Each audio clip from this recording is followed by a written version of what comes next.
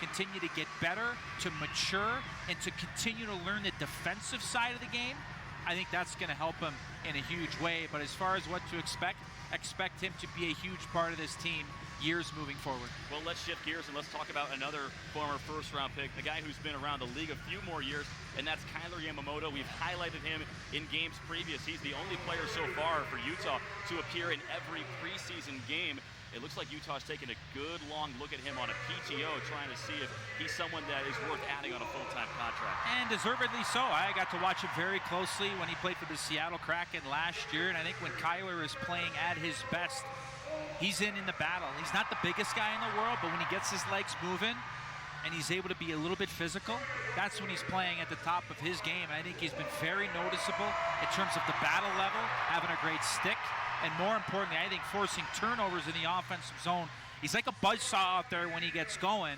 And so I think the management, but perhaps other managers around the league that have been watching these games as well, should be impressed with what Kailer Yamamoto has been able to put forth in his play this preseason. But we're seeing Yamamoto. We're also seeing Josh Doan, a young guy who's trying to make this team.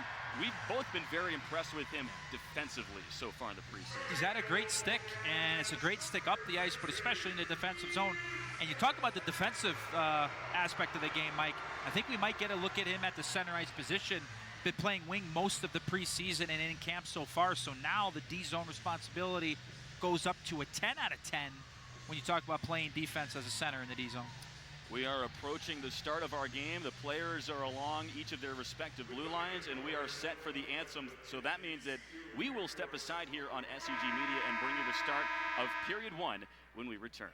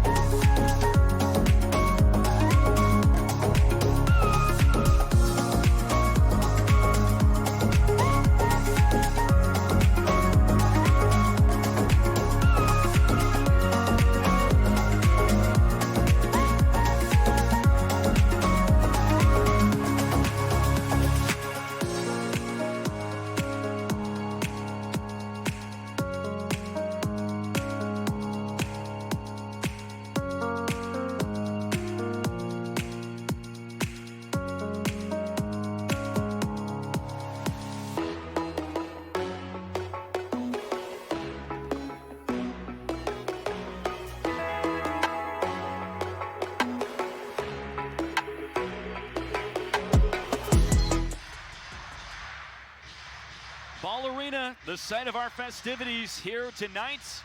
A Sunday evening for the 4th preseason game for Utah. Colorado Avalanche, our opponent. Mike Folta, Nick Olczyk, both riding shotgun with you here this evening.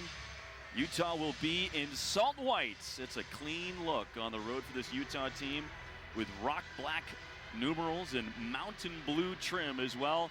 Colorado will be in their home maroons with blue shoulders and white numbers, blue helmets, blue pants, and all the rest. Karel Vejmelka will be the starting netminder for the Utah Hockey Club. He will be opposite Justus Oninen, former 3rd-round pick of the Avalanche, who was excellent coming in late last year for the Avs. 5-on-5 to begin. Barrett Hayden wins back the opening draw, and we are underway here in downtown Denver. This comes to the Colorado zone, where Ross Colton, the former Stanley Cup champion with the Tampa Bay Lightning, picked it up.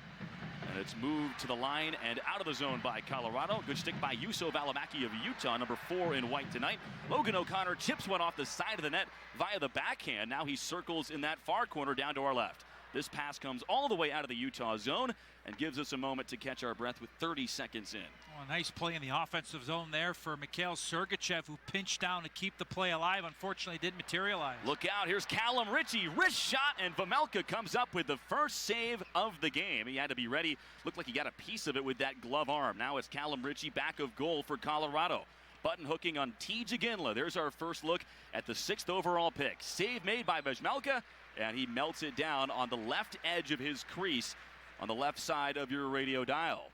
Something we're going to become very accustomed to seeing for TJ Ginla is his ability to get first on pucks. And by that, I mean he is not waiting for the opponent to get there first. He's going to use his speed to get on the puck side of the defender, win a race to a puck. I'll tell you what, when you're going to see this kid carry the puck, the cutbacks he's able to make, the physicality he uses to create space for himself and his teammates, well wise beyond his years. He's not as big as his father Jerome was, but I think he's the type of guy, Mike, that plays bigger than his size. Absolutely. With how ferocious his mentality still is. That power forward type, even at 6 foot. Blockers saved by Karel Vejmelka, still down in the Utah zone here, and finally Utah gets possession, but they cannot clear. That's Callum Ritchie, a talented youngster for Colorado who sent it in deep.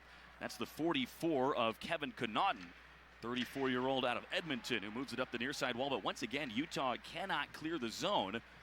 Utah struggling early to get the puck out of their own end. This is Ivan, number 82 for Colorado. He's got the same first name and last name. Utah gets this all the way down. It was not touched by Kyler Yamamoto, and so it is icing against Utah about a buck and a half into this first period, 0-0, but so far all Colorado after a couple shifts. The record didn't skip there, did it there, Mike? Is there an echo in here? I think there might have been. So Ivan, number 82 for Colorado, his dad, Merrick Ivan, decided that because people got so confused with Ivan being his last name, they couldn't tell if it was Merrick's first or last name, and he decided to make things easier on his son, Ivan. And so when people asked, is Ivan your first or your last name, he can just say yes to both. And thus we have Ivan, who was undrafted out of the QMJHL, a 22-year-old out of the Czech Republic. That's a heck of a hockey name, I'll tell you that. Was definitely going to get that Ivan note in. Didn't know it was going to be a minute and 41 seconds into our game here this evening. Well, we can only go down from here now. There are no more double names, unfortunately. Face off here to the left of Karel Vejmelka on his blocker side in the Utah zone. Colorado controls. That's Callie Rosen, former St. Louis Blue. This is blocked by Utah. And that's Andrew Agazzino jamming it down the near wing. Puck comes back out to center, and Montana Onyebuchi, not a double name, but maybe the best name in this game. Up for Hebig down the left wing with one hand on his stick. Pass across, broken up. Onyebuchi shoots and just missed. He had activated from his defensive spot on the blue line and crept in for a good scoring chance. That was an awesome job by Cameron Hebig, taking the puck right to net. He would not be denied, yet Agazzino driving on the back post as well. Big check by Travis Barron as he was going back to the bench on a change. Both teams changes. This is Clayton Keller surfing in down the right wing. Back up top, Valimaki shoots, and that drive was blocked in front. Taken by Colorado in their own defensive zone. Ross Colton up for Logan O'Connor and out to center. This is O'Connor trying to hop past Valimaki, but number 4 in that Utah blue was able to stymie O'Connor before he could jump across the blue line. This is gloved down by Samuel Girard as he gains the left wing for Colorado here in the Utah zone. Valimaki defending behind his own net. Girard with a slap shot that missed wide on the blocker side, and it comes all the way out to center. 3 minutes into period number 1 as this is lofted in by the defenseman Girard, and both teams will make wholesale changes. 0-0 our score. Carcone fumbled that and then doubled back to get a piece of it. This is Colorado with a pass in front, and it looks like that was the stick of Vejmelka who kept that pass from moving post to post.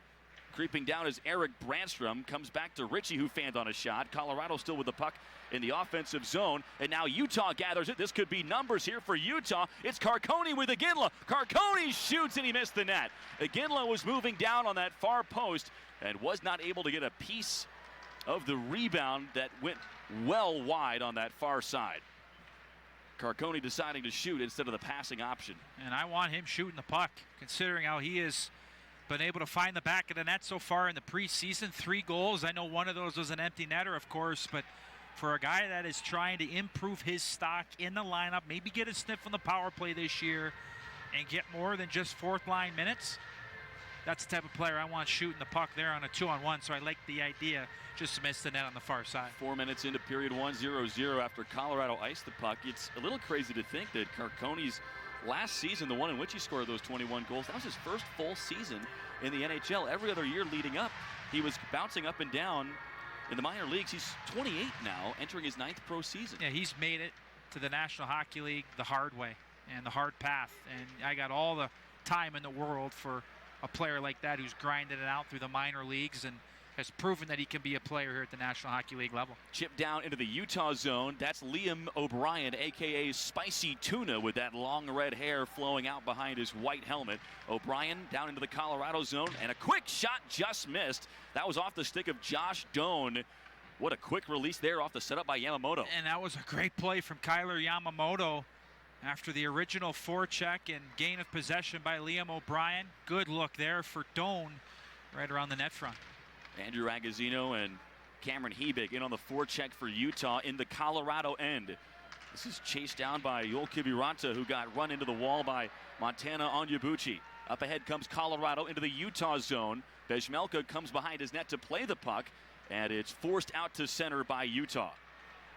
Up ahead across the line comes Matt Steinberg down the right wing. Pass back. Kiviranta taps it wide. Looked like he had a chance in the low slot, but couldn't get much wood on the rubber.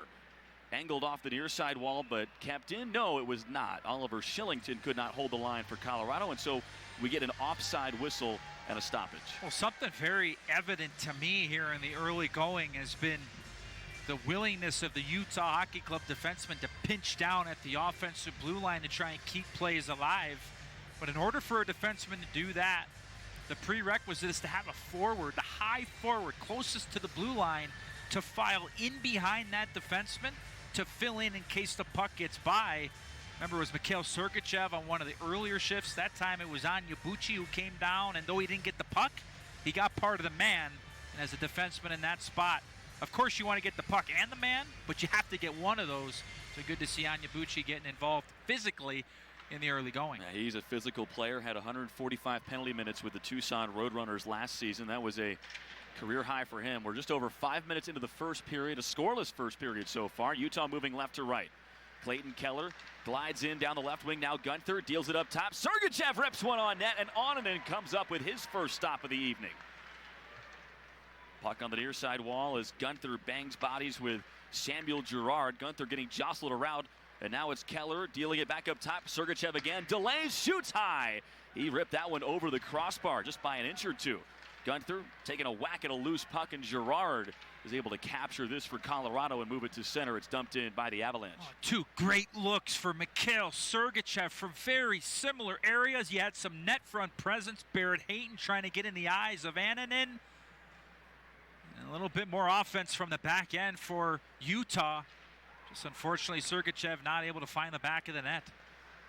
Colorado with the puck in their own zone, and just like that, they get it out to neutral waters. That got past the outstretched glove of Michael Kesselring, and Kevin Connaughton up through Jack Bain to center ice. McGinley got his stick on it. This is Eric Brandstrom with a nice move across the blue line for Colorado. Over to the far side, and a shot filtered through to the low slot, still bouncing around. Vejmelka, one save, and then the rebound is sitting there in front of the Utah net. Eventually Utah gets to it, and they clear to center. That was Kesselring doing the hard work to make sure that puck got off the glass and out, but a scramble sequence there for Colorado almost led to a goal. And to create the chance, it was a great stick from Brandstrom, who kind of started the play entering the zone, was able to knock it down out of mid-air and funnel that puck towards the net. And good thing Michael Kesselring was in a great defensive position at the net front to swipe that puck away. Puck in the Colorado zone, that goes too far and is icing against Utah. 12:49 still to go in the first period. 3 shots for both Utah and Colorado in a 0-0 game so far. You think about those 2 chances that Sergachev had, and he is going to be such an important part to this team's offense, especially in the offensive zone. And he was out there with the top line of Keller, Hayton, and Gunther, who were able to get him the puck And then they presented themselves as options. You had Barrett Hayton at the net as well. So good to see Sergachev getting involved in the offense early. Only 2 goals for Sergachev in 34 games with Tampa Bay last year. Remember, he broke his tibia and fibula in the same play. There's a shot by Poland in front, and then Vezmelka comes up with a pad save sliding to his left. Looked like that shot was blocked initially, and then Vezmelka had to move over to that far post to make a save on the follow-up. He had to make that save through a big screen as well. Tracking the puck well. Onyebuchi forks it over to the opposite corner, and this is Kevin Connaughton up for Kyler Yamamoto across the center logo. He chips this into the far corner. Colorado in after it. Back in their own end. Yamamoto slamming himself against the glass, trying to prevent the breakout from the Avalanche. And good work by that forecheck for Utah, but a couple skaters had to get off on a change. Colorado having a little bit of trouble getting out of their own end, and that pass hit the linesman in front of the Colorado bench. It comes down barely across the Utah line all the same, and it eventually ends up at center. This is taken now by Andrew Agazzino. He throws it over to Hebig, who just lost the handle on it, and back the other way comes Colorado. Sergachev defending with Valimaki. Sergachev calmly steers that puck away, and Utah is able to get it to the line, not out. Kiviranta with a shot on from distance, and Vezmelka has no issue with that. 11:37 to go in the first. 0-0 between Utah and Colorado. We have arrived at our first media timeout. We will get you more action in period 1 when we return on SEG Media.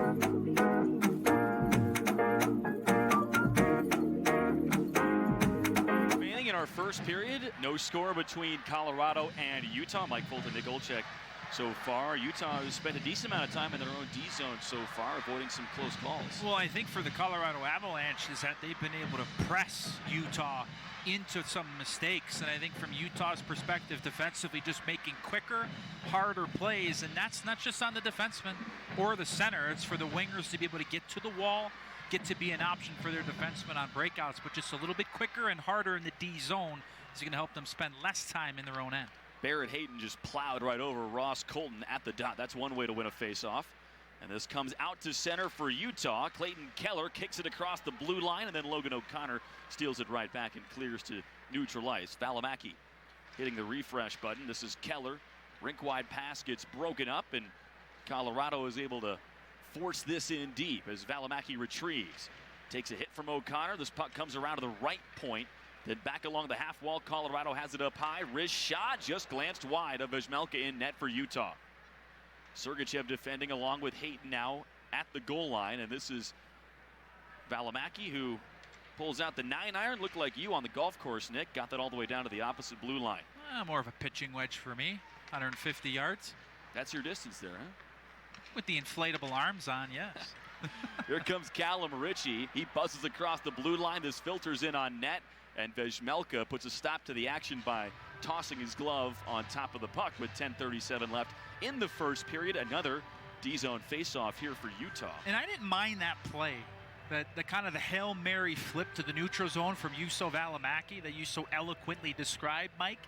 Like, there is nothing wrong with when you don't have a play, just hoofing that puck out into the neutral zone so you avoid what has happened in the early going where Colorado's been able to force some turnovers and get some zone time. So a smart play from number 4. This comes all the way down and will be icing against Utah. I should mention as well that this Utah team had a bit of a strange warm-up. They were late coming out and only had about 6 to 8 minutes to warm up properly, so it was a little unusual. The plane was a little late coming in, and so you'd expect maybe a little turbulence, so to speak, in this first period, but it seems like Utah's kind of handled that first push of Colorado well. Now it's time to start attacking yourself. Yeah, that's right, and I think since coming back from the most recent TV timeout, I think they've been a little bit smarter with the puck in their own end, which is something that we had talked about needing to get a little bit better here. And look, it's still preseason. You're still trying to get the chemistry and the routes and the D-zone coverage down, but the effort has certainly been there to this point. Another puck that comes all the way down, and so that's back-to-back icing whistles against Utah. It looked like one of the lines people got in the way a little bit there. And that's fine. Again, now it's up to Jack McBain to be able to win a face-off here, get some help to be able to come in and pull it back, but at least you're making hard plays to be able to get the puck out. So I think in the most recent evolution of this game is that Utah has been a lot better in terms of being hard on the puck. Now see if they can win a draw and get it out. D-zone draw is one back. That's the former Canadian Olympian Jack McBain. But Utah cannot clear the zone. The high slot, there's a drive. That was Inala, and it's taken now by Utah out to center. And Colorado pushes it back towards the line. Colorado with possession. Samuel Girard blew a tire there, lost an edge it looked like, and nearly a turnover. Instead, Girard from the red line dumps this in. Vejmelka let it go through. It is slippery through. out there, Mike. Well, yeah, that's why we don't let you out there, Nick. Not unless I got my snowshoes not on. unless you sign the waiver. Liam O'Brien pursues here in the corner as he shoves Sam Behrens of Colorado up against the wall. And just like that, it's another one and done for Utah. Jason Poland goes cascading into the wall courtesy of Michael Kesselring. Then a check delivered by Kevin Connaughton. Jam play at the side of the net. That's Parker Kelly trying to force it in, and Vejmelka moves over to the far post and puts a stop to that with 9:25 left here in the first period. Karel Vejmelka has been busy here so far. He's made 6 stops, but Colorado has had a majority of the possession. We'll be back in just a moment here on SCG Media. 0-0 between Utah and Colorado.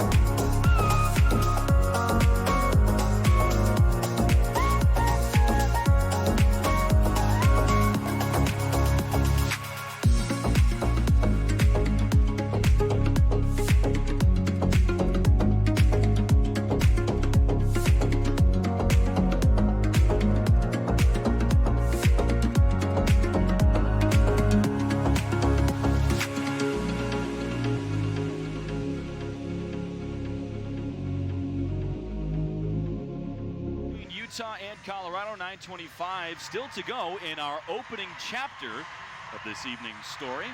We're at 5-on-5 with another face-off down to Karel Vejmelka's left. Vejmelka wears number 70 for Utah.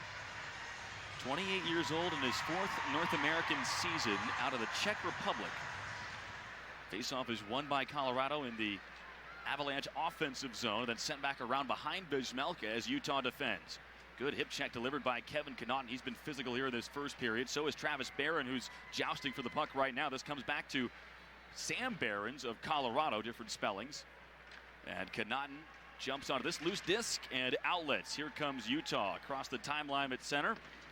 Moved in by Travis Barron, who had a pretty good scrap a few nights ago back at Delta Center. And that scrap was to stick up for goaltender Connor Ingram after he got run over by Studnicka of the LA Kings.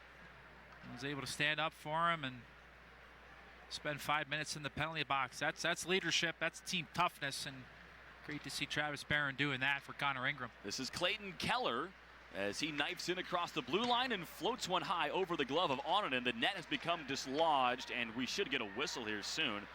The net is still off as Utah jams away in the corner trying to free this puck and gain possession. Barron Hayton twisting and turning, and finally we get a stoppage.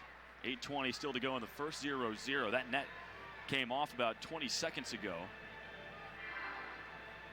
I'm assuming the ref saw it, and we're just waiting to see if Colorado could get the puck down. And one of the new rules, adjustments to the rule coming into this season, is when a defending player or goaltender knocks the net off, that defending team is not allowed to change. Used to be, if the defending player knocked it off, they couldn't change. But if the goalie did, they could change.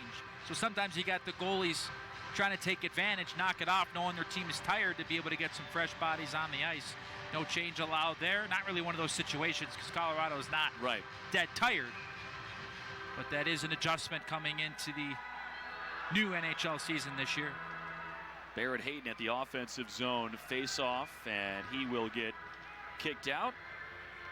Our linesperson Travis Toomey says, "You're next up, Dylan Gunther." I wonder if he's got some equity in that luggage brand. Isn't that Tooney with an N, or is that with an M? I think that's with an M. T-U-M-I, Toomey. I wouldn't know. I just shop at Costco. I think they got those there. This is icing against Colorado. And so we'll get to hear more from our good friend Travis Toomey, linesperson.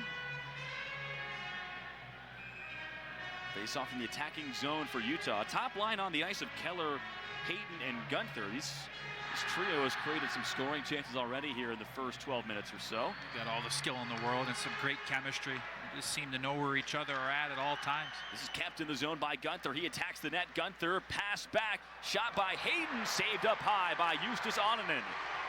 Great look there for Barrett Hayton, but he threw it up against the shoulder of Onanen, and it's still 0-0. This puck trickles out of the Utah zone, and now Utah will change. Colorado will double back for it. Oh, what a pass from Dylan Gunther after not only did he attack the open space, but he had his head up the whole way, was able to find Hayton in the high slot area.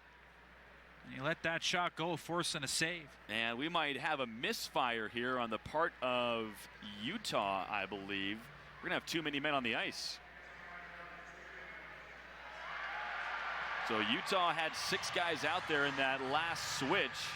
And so for the first time this evening, Utah will be shorthanded. And it's going to be T.J. Ginla who serves the penalty. 7:40 left in the first period. 0-0, Avalanche to the power play. And in an even strength situation, for those of our great fans who may not know, you're allowed 5 players on the ice.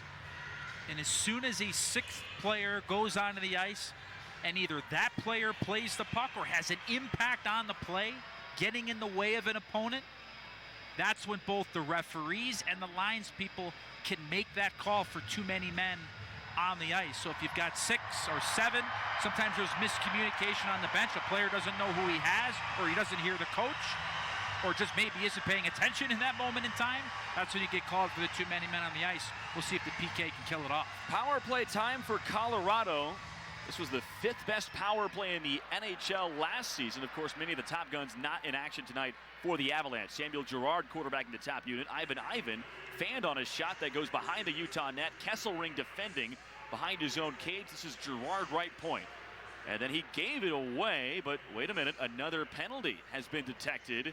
And we will have a cross-check here called against Utah. And so Colorado will have a lengthy 5-on-3. It'll be 1 minute and 43 seconds long. They tag Jack McBain with a cross-checking penalty. And so Utah will be 2 men down for a pretty long stretch here in period 1. Yeah, that was a smart play from Sam Girard at the blue line. Once he realized that there was a delayed penalty, he gave the puck to Josh Doan, because if you hold on to it, more time comes off. You don't get as much time with the 2-man advantage. So a smart play by him. McBain heads to the box to join T.J. Ginla, who served the too many men on the ice penalty. And now Utah will get a good look defending 3 against 5. Important face-off here. Utah gets to it, and it is cleared all the way out by Kevin Connaughton. Really nice help off the face-off there. A center is not the only person that is relied upon to win the draw. Hayton tied up, Connaughton came in, you kill off about 20 seconds. Now Colorado enters the zone. Ivan drops it back for Samuel Girard. He's got plenty of space, zips it over right circle. Girard up above the dots. Girard, top of the left circle, moves it across to Ivan. Now down low it goes. Colorado works it around. Back up top, Girard straight away, looking in to the side of the net, shoveled in, they score! Miles Wood banks it into the open cage. It's 1-0, a power play goal for Colorado.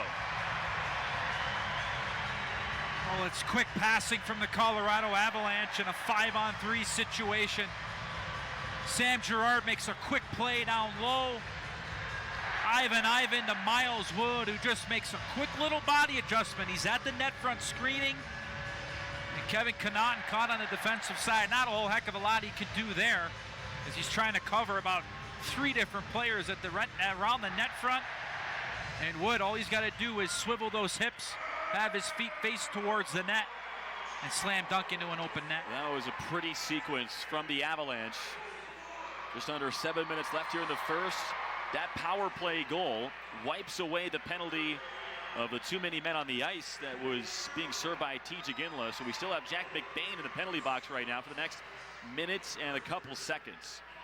1-0, Avalanche take the lead on special teams. Nothing Karel Vejmelka could have done there either. No, and it was a great feat too from Ivan. The key there for him is as soon as he got the pass from Girard, it was a one-time pass right to the net front, and Wood not giving a defenseman or Vejmelka any chance to get across. Up top, this is Sam Malinsky out of Cornell. Then Ritchie drops it back to Malinsky again. He rips his shot that just glanced wide. Malinsky at the blue line, looking in on the power play. Over to Callum Ritchie, right in front, the bumper spot. That was swung wide of the cage by Jason Poland. Poland tied up by Yamamoto here on the PK for Utah. And Liam O'Brien is able to send it all the way down in a clearing effort.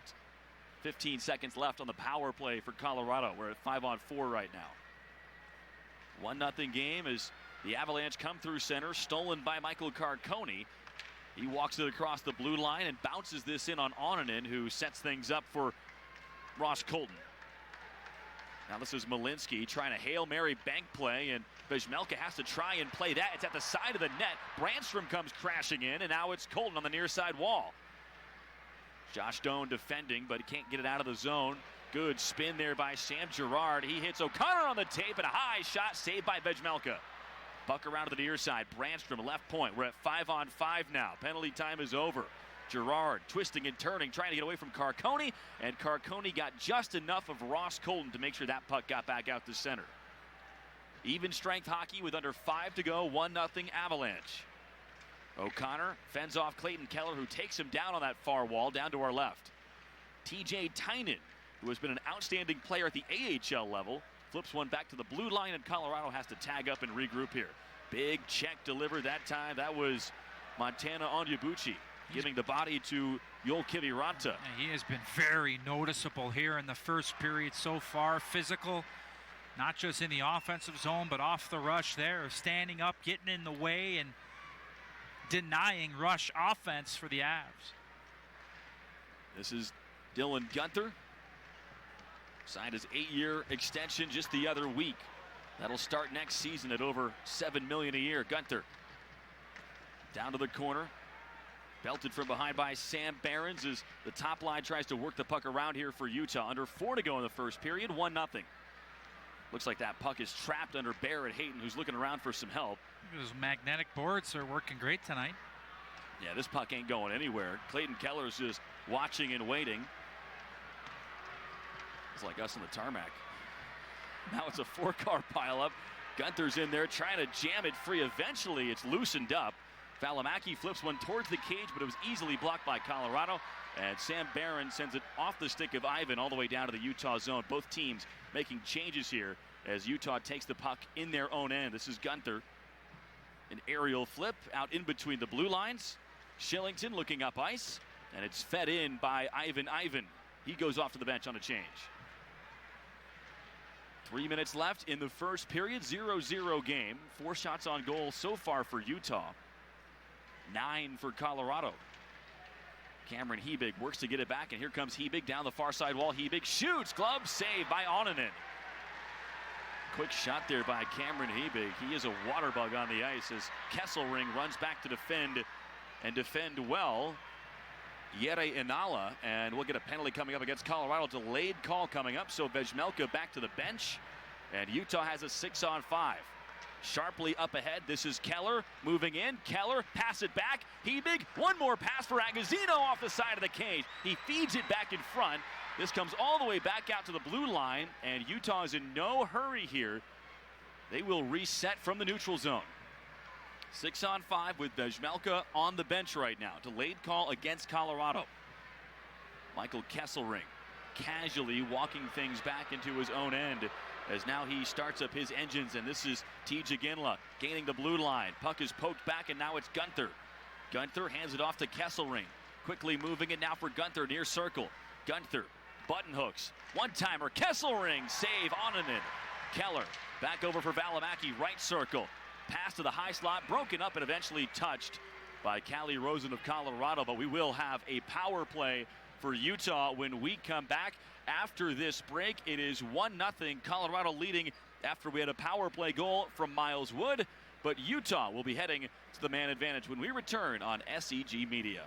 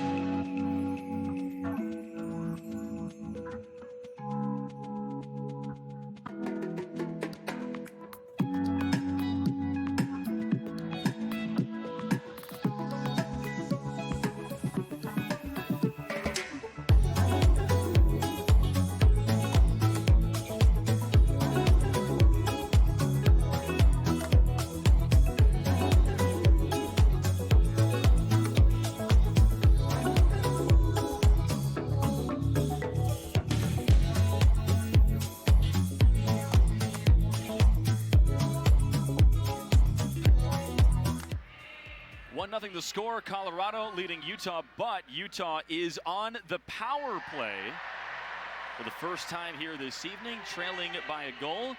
We've seen some good work so far out of these forwards tonight for Utah. One of them that you had your eye on was Cam Hebig, number 78. Yeah, a couple of really good rushes so far. That last shift before the penalty went, had a real good opportunity on the left-hand side. Forced the goaltender to have to make a save, but he's been noticeable.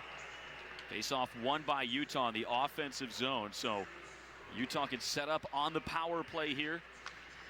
This is Clayton Keller on the near side half wall. He's a left-handed shot. He dusts it off and hands it back to Sergachev. One-timer, Gunther, they score! Tipped in front. Gunther had the shot from the left circle. It looked like it maybe changed directions on its way in, but nonetheless, Dylan Gunther gets his second goal of preseason. Utah fans, get used to seeing this a lot this season. Right on a tee from Mikhail Sergachev. And a shot that I think Annunen is going to want to have back as it hits him right in the middle of his area, right off the glove, and it ends up going right between the wickets. But a really nice, powerful shot from Dylan Guenther. Wasted no time. That was the important part of that shot, is he accepted it, and he didn't dust it off. It was a one-timer, not allowing the goaltender to get set, and the power play is able to come through. Dylan Guenther with the PPG. And it was a redirection, but it was off the goaltender on it. And now Iginla moves in, and his pass to the front was broken up. TJ Iginla showing some good strength back of goal. And this is eventually taken by Colorado. Then Iginla gets one on net, but Onanen scoops it up. So that last shot from Guenther, I said it redirected. It bounced off, what, his knee, his side, then into the back of the net. It looked to me like it went off the inside of his glove as he was trying to bring his glove and his blocker together to make a save, as opposed to just letting it hit him in the stomach. He almost kind of redirected it on himself, and the puck ended up going right through him. So no question, a shot he is going to want to have back, but you got to give credit to Dylan Guenther. Shot it all in one motion, and a perfect pass from Sergachev. Yeah, Guenther started last season in the American Hockey League down in the minors with Tucson, then came up and really impressed everyone in the National Hockey League with his play down the stretch. That shot from Kesselring is blocked out of the zone by Matthew Phillips of Colorado, and Kesselring showing off some good speed to get back and claim it. This is Kailer Yamamoto spinning away from trouble on the near side wall here in the Colorado end as Utah works the puck around the boards. Check delivered on that far side. That was Kevin Connaughton activating from the blue line. Up top, Yamamoto looks in, pass across, Valimaki drags, shoots, blocker save, Onanen. Puck angles back to Connaughton. He filters it down past the stick of Yamamoto. Josh Doan gets to work and sets up Kailer Yamamoto, the former first rounder for Edmonton. There's a slap shot from Connaughton that was blocked wide. Valimaki throws a reverse hit here in the corner and sends it low to high for Agazino. Agazino loads, fires, Onanen a pad save. Loose puck in the corner as there's a good check by Agazino to try and win that back in the far corner of the offensive zone. Colorado eventually gets there, and this line needs a change. Doesn't matter, the period comes to an end, but we are tied at 1 after 20 minutes of play. Dylan Guenther, our goal scorer for Utah. He will join us here in a few seconds, but power play goals for both teams here so far. This power play for Utah has been working really well here over the last couple of preseason games. It's Guenther who scored with about 2 minutes left in that first period to tie things up. But it's been fun to watch this team on special teams working around. And a real positive end to the period there for the Utah Hockey Club. In the early going, it was Colorado, and Utah finished it on the front foot. Again, we're going to have Dylan Guenther joining us here via headset down near the locker room in just a moment. But a big season for him, no doubt, still on that entry-level contract, but big expectations after signing that ticket. That's exactly right, and that's going to come into effect next season. But if he keeps shooting like that, keeps moving to those spots in the power play, he is absolutely going to be worth every dime of that new contract. Looks like he's getting his headset on here in just a sec. Guenther, just a 21-year-old out of Edmonton. Of course, he scored a overtime game winner for Team Canada at World Juniors a couple years back, but he has been an exciting player coming up through the ranks, and we're excited to have him on now with us. Dylan, this is Mike Folta and Nick Olchek up here in the radio booth. A power play goal for you just a couple of moments ago. What's been working on the power play? You guys have connected a few times on special teams here in preseason.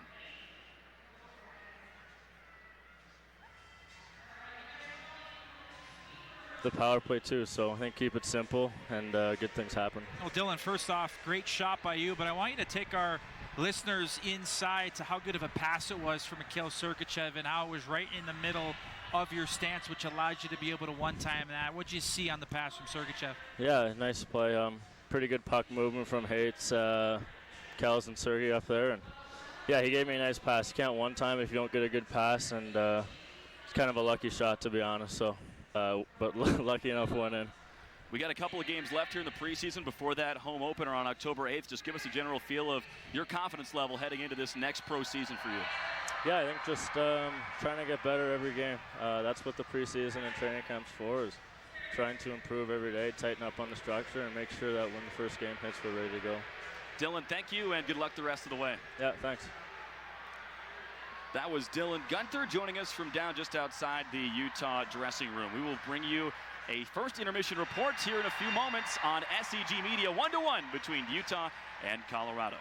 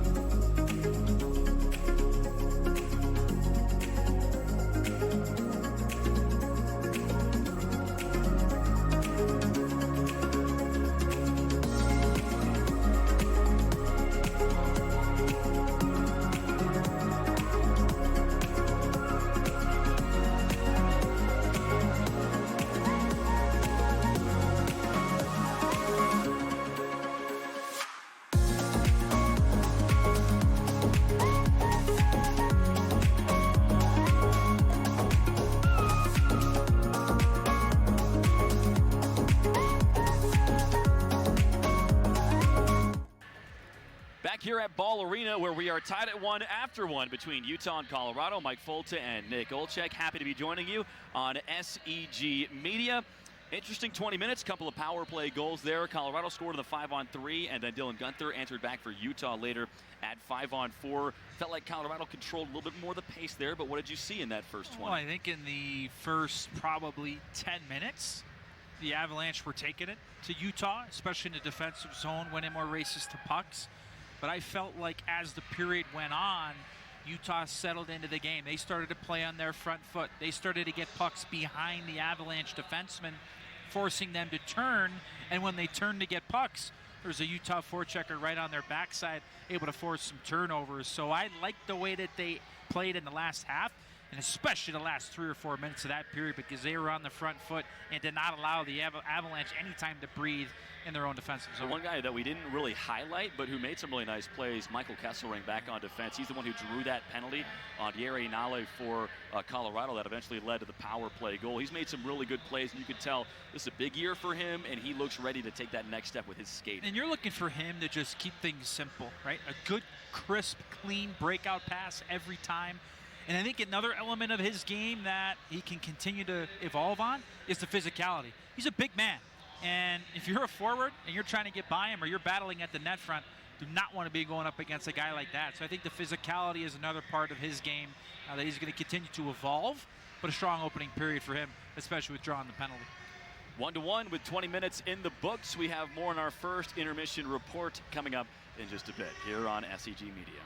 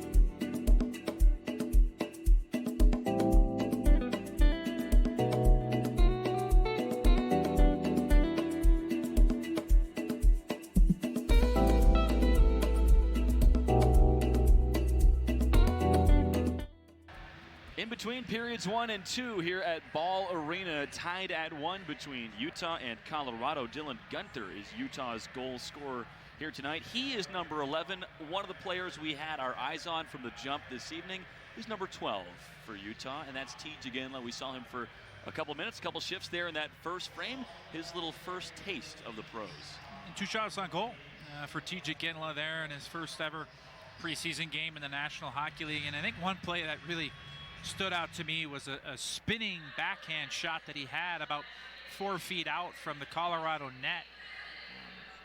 It's about having awareness to where the puck is and knowing where you are on the ice. And I think the one thing with Tej is that not only does he account for where his teammates are and also where the opponent is, and so his ability to read the ice, have vision to know where everybody's at, and to make the right play at the right time. Now, it's 1 period.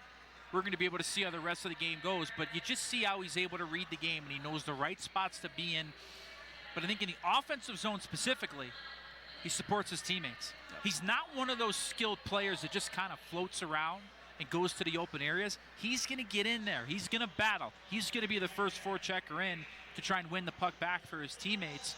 And man, oh man, is he ever shifty.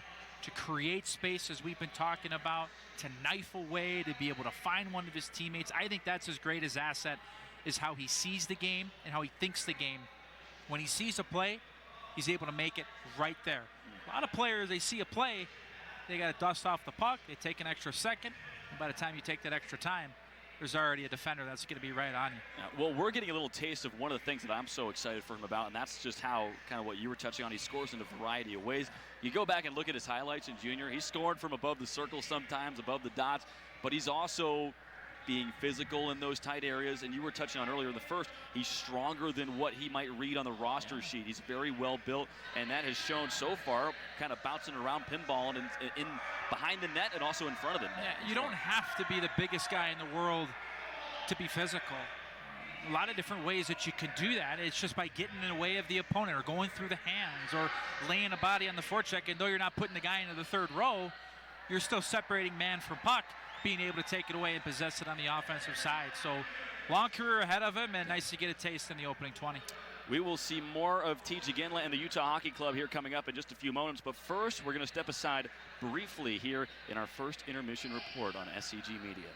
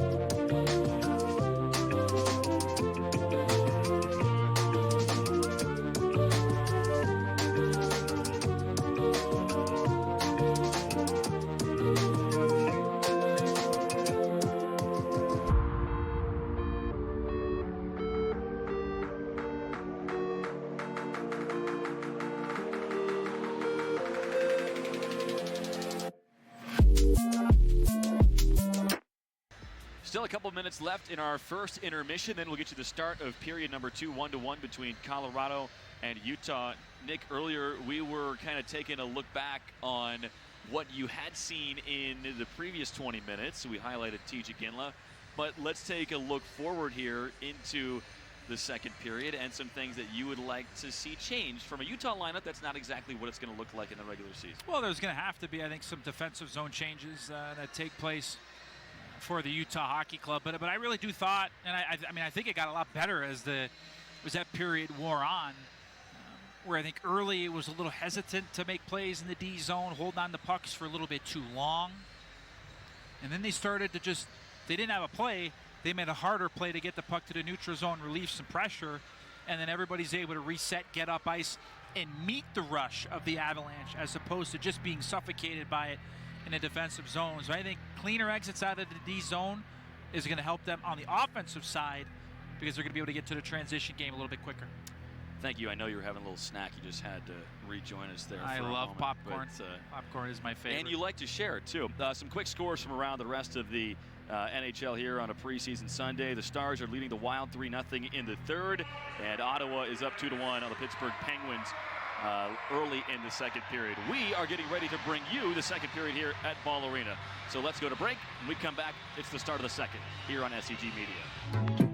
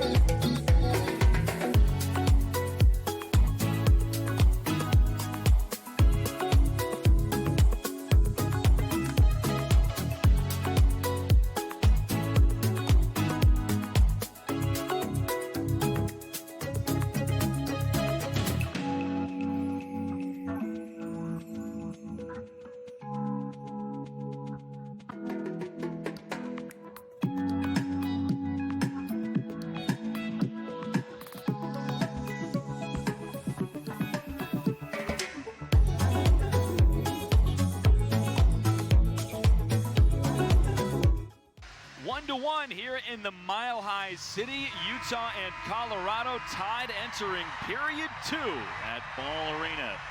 5-on-5 to start the second after a couple of special teams goals back in the first. Hayton at the opening draw, and away we go in the second.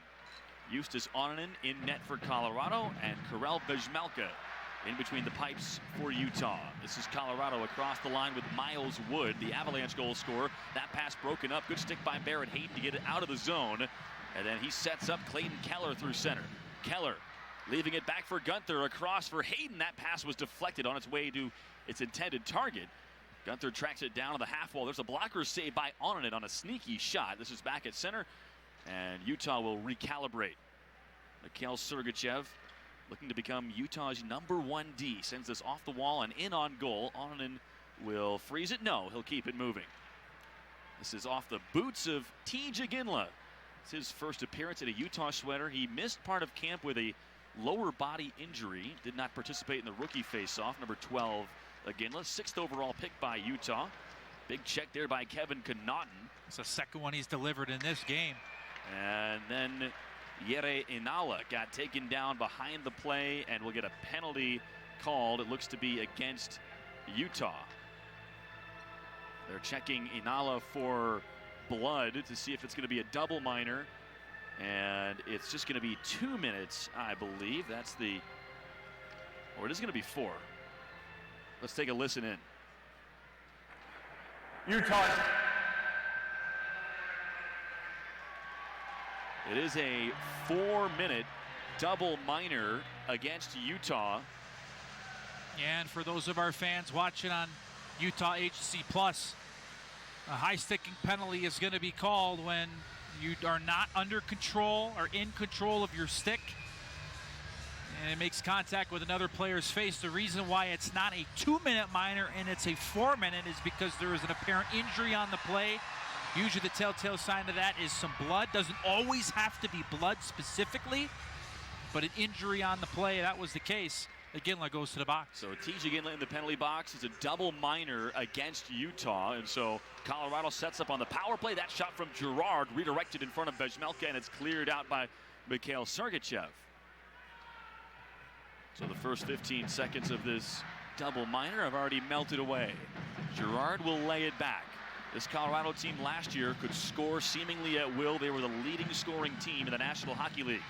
Kyler Yamamoto steals that and mails it all the way towards Justus Onanen as 4 fresh penalty killers climb over the boards for Utah. Great duo pressure there between Valimaki and Kyler Yamamoto, who came back hard, met the rush at the blue line, and sent it all the way down.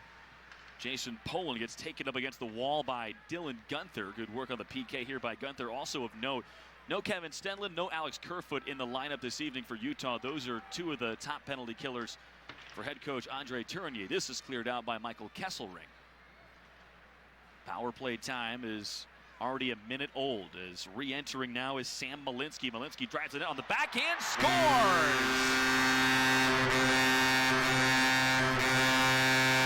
Sam Malinsky showcasing his speed, giving Colorado a 2-1 lead. A power play goal scored 1 minute and 12 seconds into the penalty. Well, it's the second power play goal today for the Colorado Avalanche as Malinsky just blows right by Kevin Connaughton, who I thought had it angled pretty well, but Malinsky's able to just get on the backside of him, cut right to the middle. He goes forehand, backhand, 5-hole as Vejmelka was moving left to right. He goes with the poke check. And as a goaltender, when you move that stick away from your pads, that's going to leave the 5-hole exposed. I like the aggressiveness from Karel Vejmelka there, but when you miss with the poke check, your 5-hole is going to be exposed, and Malinsky puts it right through the garage door. So it's a double minor on Iginla. That power play goal by Sam Malinsky took care of the first penalty, but the second one is still live, so it's still a power play for Colorado. Yeah, if you score within the first 2 minutes of the 4-minute double minor, you go down to a 2-minute rest of the power play now for the Avs. 2 power play goals for the Avalanche in this game. This is stolen by Michael Carcone, and he's able to whip it all the way down the ice on the backhand. Sam Malinsky last year appeared in 23 games for the Avalanche, scored 3 goals in that span. He was mostly in the American Hockey League. Up ahead comes Colorado across the blue line, broken up for the moment by Jack McBain. Now down to the corner, Colorado with the puck down to our right here in the offensive zone. Jack McBain and Patrick Koch, the defenseman for Utah, work to get it out, and it is cleared all the way down by Utah with 50 seconds left on the power play. And that was Shane Doan, who returned hard to the net. He recognized that he had 3 penalty killers in the corner. And what did he do? He had to get right back to the most dangerous area at the net front and clear it down. Poland gets belted up against the wall by Koch. Left circle, now down to the side of the cage. Inala, he was the man that drew the penalty on Iginla. This comes back out to the top of the left circle. Malinsky looks in, drags, shoots, and Vejmelka comes up with a save, hugging that puck up against the slanted Utah across his chest. 23 seconds left in the penalty to Iginla. That's a good save. That's a sneaky good save from Karel Vejmelka. Real easy for that puck to be able to hit the goaltender's chest and bounce right off, but he was able to let it hit him and get that glove there to be able to trap it against the left pectoral muscle.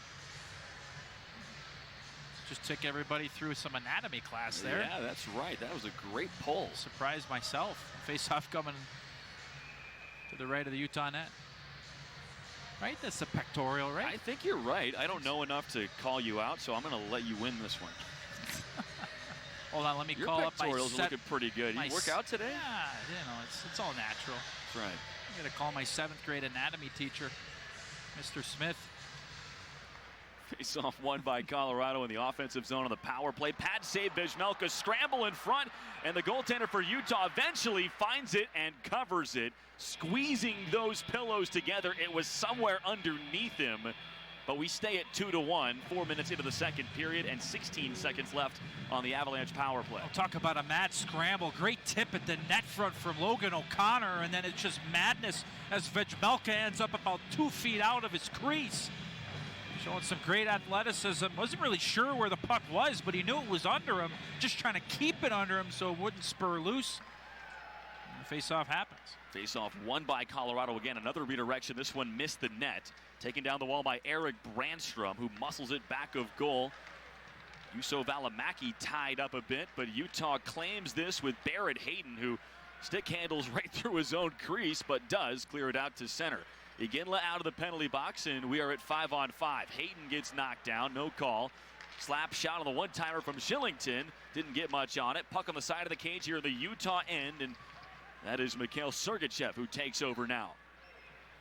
Sergachev walks it out to neutral ice and could not get it in very far. Here comes Colorado with Logan O'Connor down the right wing. O'Connor marked closely by Valimaki. Centering pass, Vejmelka, great save on the doorstep. And maybe his best stop of the night. Having to look over his left shoulder and then snap right back towards the middle, and it was Jolkivi Ranta parked right in front, and Vejmelka was ready to make the stop. That was a huge stop from Vejmelka, holding his water right at the net front. And at the last second, you have Sergachev coming in to take away the stick of Kiviranta, not allowing a second or a third chance at the net front. But recently, a couple of really nice saves from Karel Vejmelka. Such an athlete. He's a big guy. He's a freak athlete. He tracks the puck well, and when he maybe is a little bit out of position, he has that athleticism to be able to kick out a leg or kick out an arm. That would tear my groin, but for him, perfectly normal. He is an outstanding specimen of an athlete. Connor Ingram also very athletic, but more controlled in net, where Vejmelka will make those Marc-Andre Fleury type saves that you'll see. This is Michael Kesselring. Yamamoto quickly off the end wall. Doan couldn't exit the zone. Puck still in the Utah end. Taken by Matt Steinberg, a 23-year-old out of Halifax. And it's cleared out by Kesselring all the way down. Doan hustling, and there is no icing. Puck in the Colorado end for the first time in what seems like a long time after the Avalanche went 1 for 2 on that double minor there. 2 for 3 on the power play so far here tonight. Just over 5.5 minutes into the second period, 2-1 Avs. Back behind Vejmelka. Check delivered that time by Onyebuchi. He's been very physical here tonight. Yeah, there's been 4 or 5 hits for Onyebuchi, separating man from puck. Poland shoots, and Vejmelka sees that into his glove with no issues. Not quite 6 minutes gone by in the second period. 2-1 with the home team leading. And that's what you're looking for from a player like Montana Onyebuchi, is to play hard, to not make anything or allow anything easy for the offensive players on the other side, and to be great at his net. And the main part of that is box outs. Take away sticks, take away bodies, and allow your goaltender to see the puck by moving them out of those lanes to give Karel Vejmelka a chance to see the puck. Onyebuchi, a 24-year-old out of Winnipeg, expecting him to be in the AHL with Tucson this season. Michael Carcone slithers out to center and winds this in. T.J. Iginla, the first one after it for Utah. Shoves his man against the wall, steals the puck. Iginla back of goal, tried to center. And then a centering feed from McBain, never made it on net. Iginla with a wraparound, it came right across the pads of Onanen and back out the other side. It's cleared out by Colorado, but boy, we just got a good look at what T.J. Iginla's going to bring to the table. And the best chances of the period for Utah so far, all because of work and his skill. Pass back for Brandstrom. He lost the handle. It's McBain and Carcone, a 2-on-1 up the ice. Jack McBain looking in, and a sliding defenseman for Colorado broke up the chance. That was Oliver Shillington, who made sure that McBain couldn't saucer it over. Great angle there. Now it's Barrett Hayton, right circle. He finds Valimaki in the high slot. Sergachev shoots, tipped off the mask of Onanen. Valimaki tracks it down to the corner, goes low to high. Sergachev center blue now. He rotates it over for Clayton Keller. Keller starts dancing with the puck. It's Keller. Pass across, never got to Gunther. He was looking to load the one-timer. Then Sergachev offloads one, and that one went high over the crossbar. Keller comes out of the corner. Pass across. One-timer. They score! A carbon copy goal for Dylan Gunther. This one comes at 5-on-5. Keller set him up. Gunther has his second of the game. Well, some great puck movement from Utah in the offensive zone. And Dylan Gunther is going to be the goal scorer off of a beautiful feed from Clayton Keller, has his eyes on the net. And he puts it perfectly right in the middle of the stance of Dylan Gunther. He wastes no time. But Mike, let's give credit to the prior line that had a great shift in the offensive zone. In particular, TJ Ginla got that whole play started with some great work, forcing a turnover, getting some zone time, and not allowing the Avs to be able to get off the ice and get fresh bodies on. Ginla won't get an assist, but we're going to give him one because of the heck of a shift that he and his line had right before the goal. Penalty coming up on Colorado here as we resume play. We are 7.5 minutes into the second period, tied at 2 between Utah and Colorado. It was McBain and Carcone on that 2-on-1 that got broken up. Ginla got the puck back for Utah. Then the top line of Keller, Hayton, and Gunther did the rest. The puck is touched up by Colorado, and we will have a penalty called against the Avalanche with 12:12 left in the second period. We'll get you that infraction and the Utah power play when we come back to a tie game at Ball Arena on SEG Media.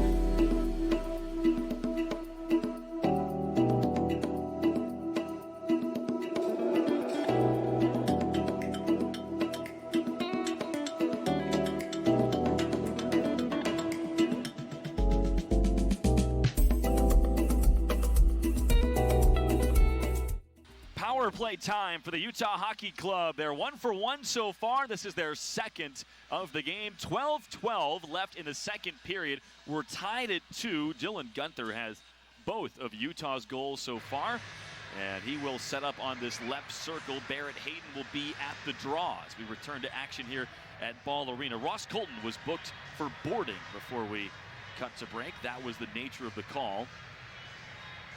And now this Utah power play unit gets to test its luck once more. We've had 3 power play goals in this game between the two teams combined. Hayton at the dot, wins it back, and here's Sergachev setting up with a top unit. Josh Doan wheels it back to the hash marks. There's Hayton below the goal lines, and now Keller right hash marks. Keller stick handling, Sergachev, Gunther, one-timer save on and in. Doan swoops in to claim the rebound. Back up top to Sergachev. He plays pitch and catch with Gunther. Sergachev slides it over to Keller, side of the net. This is Barrett Hayton to Clayton Keller, quickly for Sergachev, then Keller once again. Quick puck movement here by Utah. Pass across, deflects off a Avalanche stick out of play. And so we'll reset 30 seconds in to this power play opportunity for Utah.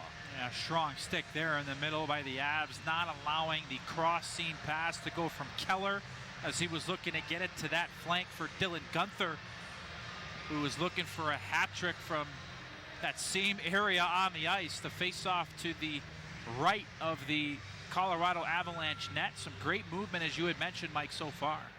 Sergachev pulls it in along the blue line. Now this is Hayton. Skate to stick onto the tape of Clayton Keller. Sergachev with Keller, white stick tape on his left-handed twig. Sergachev looks in, shoots, and he just missed wide. Looking for Hayton there at the net front, almost got a stick on it. Clayton Keller on that right face-off dot. Now back to this near side for Dylan Gunther through Sergachev.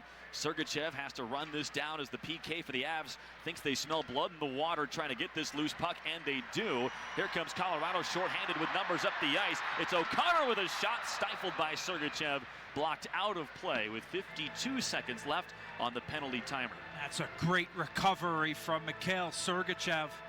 After the play ruptured in the offensive zone, it was Gunther and Sergachev playing a little bit of pitch and catch. All that for a tripping penalty. It looked like it happened right in front of the Utah bench. Yeah. But just prior to that, which sent the play into chaos, it was a pass from Gunther to Mikhail Sergachev on his backhand. Couldn't quite handle it. Was a little bit out of his reach. And then give credit to the Colorado penalty killers. They smell blood in the water, like you said, Mike. They went right after, pressure, and were able to create a chance going back the other way. You could see once that first fumble occurred, boom, you saw 3 penalty killers go right at their marks. And as a penalty killer, that's what you're taught. You're looking for triggers. When do you pressure? When a puck is bobbled, when a player with the puck turns his back, a missed pass. Those are the types of triggers that you're looking for to create pressure on a PK. So we're at 4-on-4 now. Utah controls in their own zone. Colorado will have an abbreviated power play after 40 seconds here. This is Michael Carcone with a little extra space on the ice now. Carcone laying it back into the skates of Kesselring. He'll have to wheel it back into his own end and reroute his efforts. Kesselring out there with Valimaki, Carcone, and Jack McBain. Kesselring still having some trouble getting out of the garage. Yeah, waiting for his line mates to come back so everybody can go up the ice as one unit. This is McBain rolling a puck across the blue line down the wing. McBain rims it around Carcone, stops it on the far side. Carcone spinning, makes a man fall. Carcone passes it off to McBain. One-timer from Kesselring, shut down by Onanen. Kesselring got some steam on that, but looked like he sent it right into the pads of Justus Onanen, and now Utah will make a change to get some penalty killers on the ice. It's a power play for Colorado. How about the quickness there from Michael Carcone, throwing on the brakes a little. Sean Barons went sliding away. A little jockstrap on the deck there. That's what opened up the space. Pass in front. Vejmelka slides over and makes a save on Ross Colton. The setup from that far side here in the Utah zone came right in front for Colton, and Vejmelka read it perfectly. Great lateral save, sorry Mike, there by Karel Vejmelka, who was aggressive on the top of his crease. And for those watching on Utah HC Plus, he had a great look at it there as he came out to attack and make that stop, make it a little bit easier on himself as well. Colton won a Stanley Cup with the Tampa Bay Lightning in the 2021 season. That was their second in that 2-year span. He was in the minors the year they won it in 2020. Nice addition for Colorado recently. Puck in the Utah zone as Colorado gets it up high. They're on the power play. Shot tipped in front. It slows down in front of Vejmelka. One of the Avalanche broke their stick. Yeah, that was the shot from Girard. It just shattered the stick of Miles Wood. This is Girard again, now to the high slot for, that was Colton, and a shot from the corner found its way towards the front of the net and had to be shoved behind the cage after some bodies hit the ice behind Vejmelka. Utah's finally able to get it out. Power play time is over for Colorado. We are back to 5-on-5 with 9 to go here in the second period of a 2-2 game. Icing called against Utah, and so this faceoff will come right back down to the defensive zone. Clayton Keller out of the penalty box. And a couple of good stops in that most recent run for Karel Vejmelka, as the Avs are going to get a face-off to his right yet again.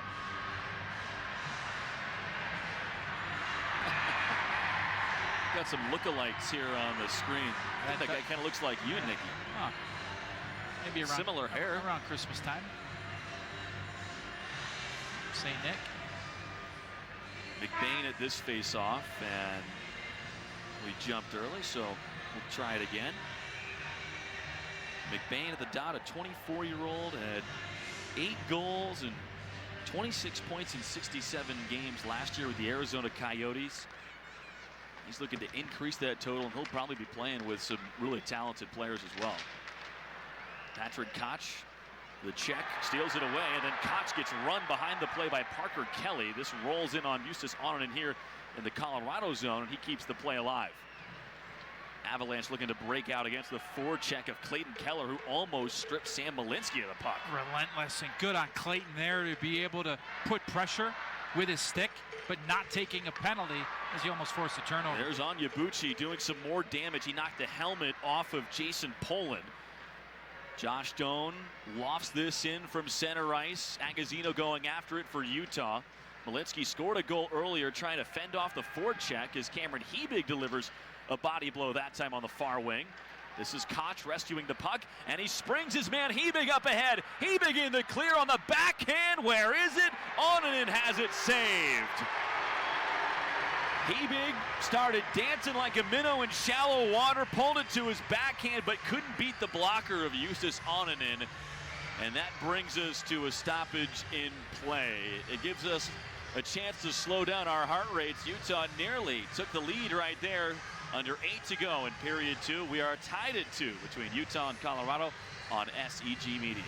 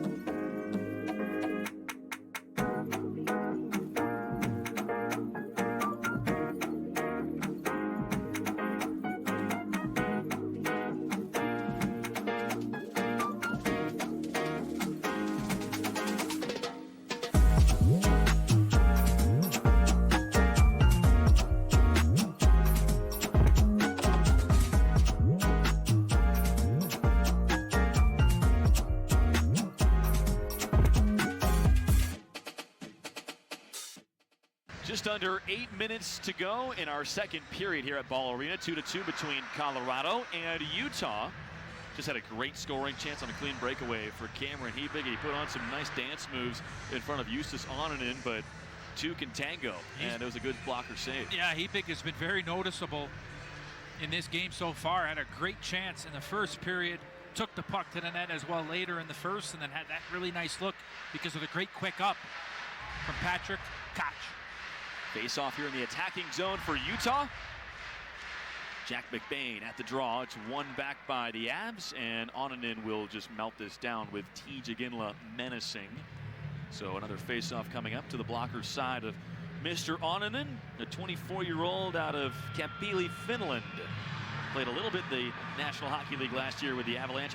8-4-1 and 928 save percentage. A small sample size, but they think he could be the future. He'll still split time with Alexander Georgiev. Yeah, and a career season, or contract year rather I should say, coming up for Alex Georgiev. So see how that plays out, but looks like they got a pretty good guy in the number 2. Connaughton shot blocked to the corner with Utah in the offensive zone. McBain and Iginla getting to work below the dots. That's Iginla setting up McBain, and a good save by Ononen coming out to challenge the 22 car of Utah. Quick work by Iginla with a deft pass to the low slot area, and McBain was right there but couldn't get it past Justus Ononen. If not for Calle Rosen too, it would have made life a little bit easier for Jack McBain, as he would have had a clear shot on goal if not for the Avalanche defender getting in the way. This comes down to Utah's zone, and Vezmelka gets his glove on the puck, so we stop playing with 7:20 left in period number 2. And I think for Teach, we talk about the shot and the points and the skill. What's been so evident to me in this game is his work rate. He's got a motor that never ends. He's the Energizer Bunny out there, whether it be in the D zone on the forecheck or right there making skill plays in tight areas, because it was his work that got him to the puck and won him the battle to be able to try and set up Jack McBain on that last shift. So he's got the intangibles times 10. Colorado now with a shot from Shillington that was blocked out of the zone by Andrew Agazzino. Agazzino 36 in white here this evening. He was the leading scorer for the San Diego Gulls in the American Hockey League last year. This comes down the near side wall for Shillington of Colorado. Abs in the offensive end. Hebig steps into his man in the corner, and Hebig emerges from the scrum with the puck. This is Agazzino to center. Agazzino returns it to Hebig. A shot from distance. He scores! Cameron Hebig was shut down earlier, not this time. He finds the back of the net on a shot from distance and gives Utah the lead.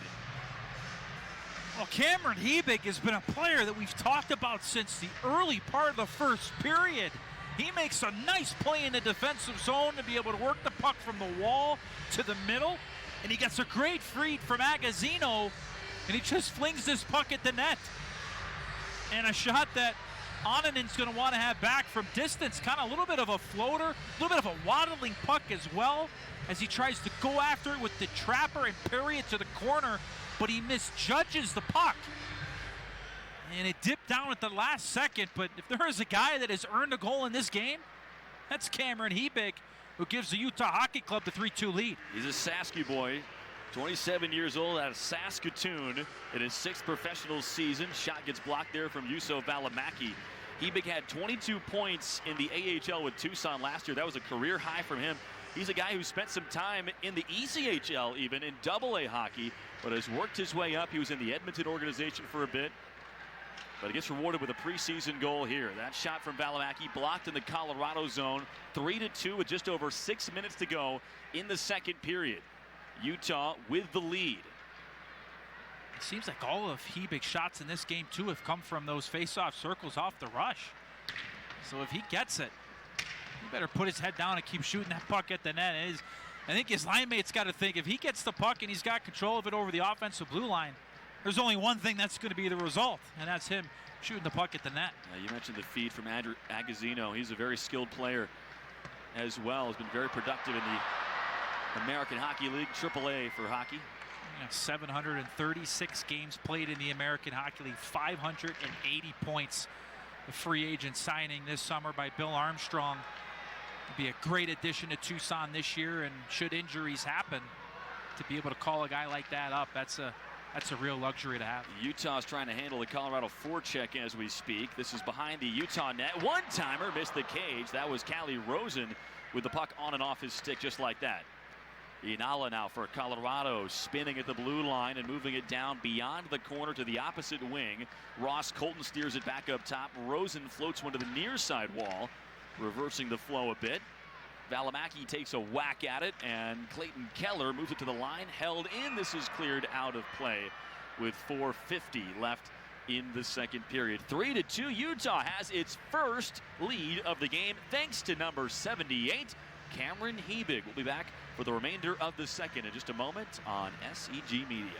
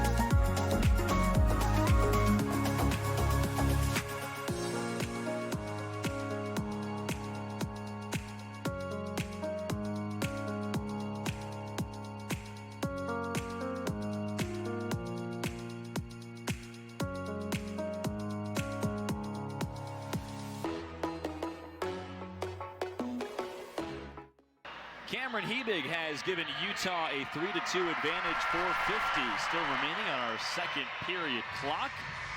Mike Folta and Nick Olczyk here with you this evening at Ball Arena, downtown Denver, a mile high. Gotta think, could this potentially be a rivalry for Utah right here? Another Central Division team, close geographically. Of course, rivalries are born out of what happens on the ice, but you gotta imagine just because of the proximity, they would be one of the leading candidates. Well, I would certainly agree with you, Mike, and I think also to take it a step further is that rivalries to me are formulated and built in the playoffs. So should these teams have a couple of nasty playoff series moving forward at some point in the future, this could be a heck of a rivalry considering the skill on both sides. Oliver Shillington activates down to the near side as Colorado has the puck in the offensive zone. Big hit by Jack McBain as Karel Vejmelka scoops up a ground ball and puts a stop to the action with 4:30 left in the second period. Karel has had a nice period here. He has had to make a couple of tough stops where he's been moving laterally. And that one, just a shot towards the net by Ross Colton, looking for a tip in front from Logan O'Connor. And Vejmelka was able to just snatch that one out of the midair with the trapper. Vejmelka, a fifth-round pick by Nashville. Both he and Ingram were part of the Nashville organization at one point. He was playing professionally in his home country of Czechia as a teenager.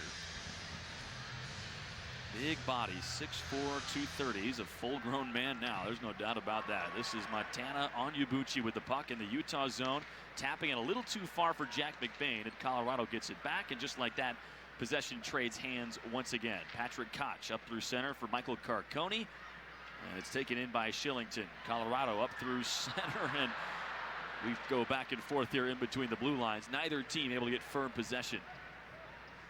4 to go in period number 2. It's a 3-2 hockey game.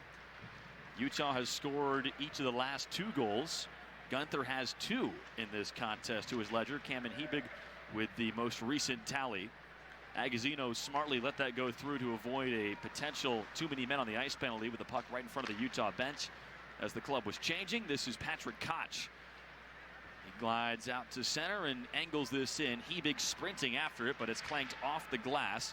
Out to the Utah line. Couldn't find it in his skates. Matthew Phillips charges in behind the Utah net. Phillips around behind to this near side wall. He wraps it the opposite direction as Connaughton cuts off that pass back of goal.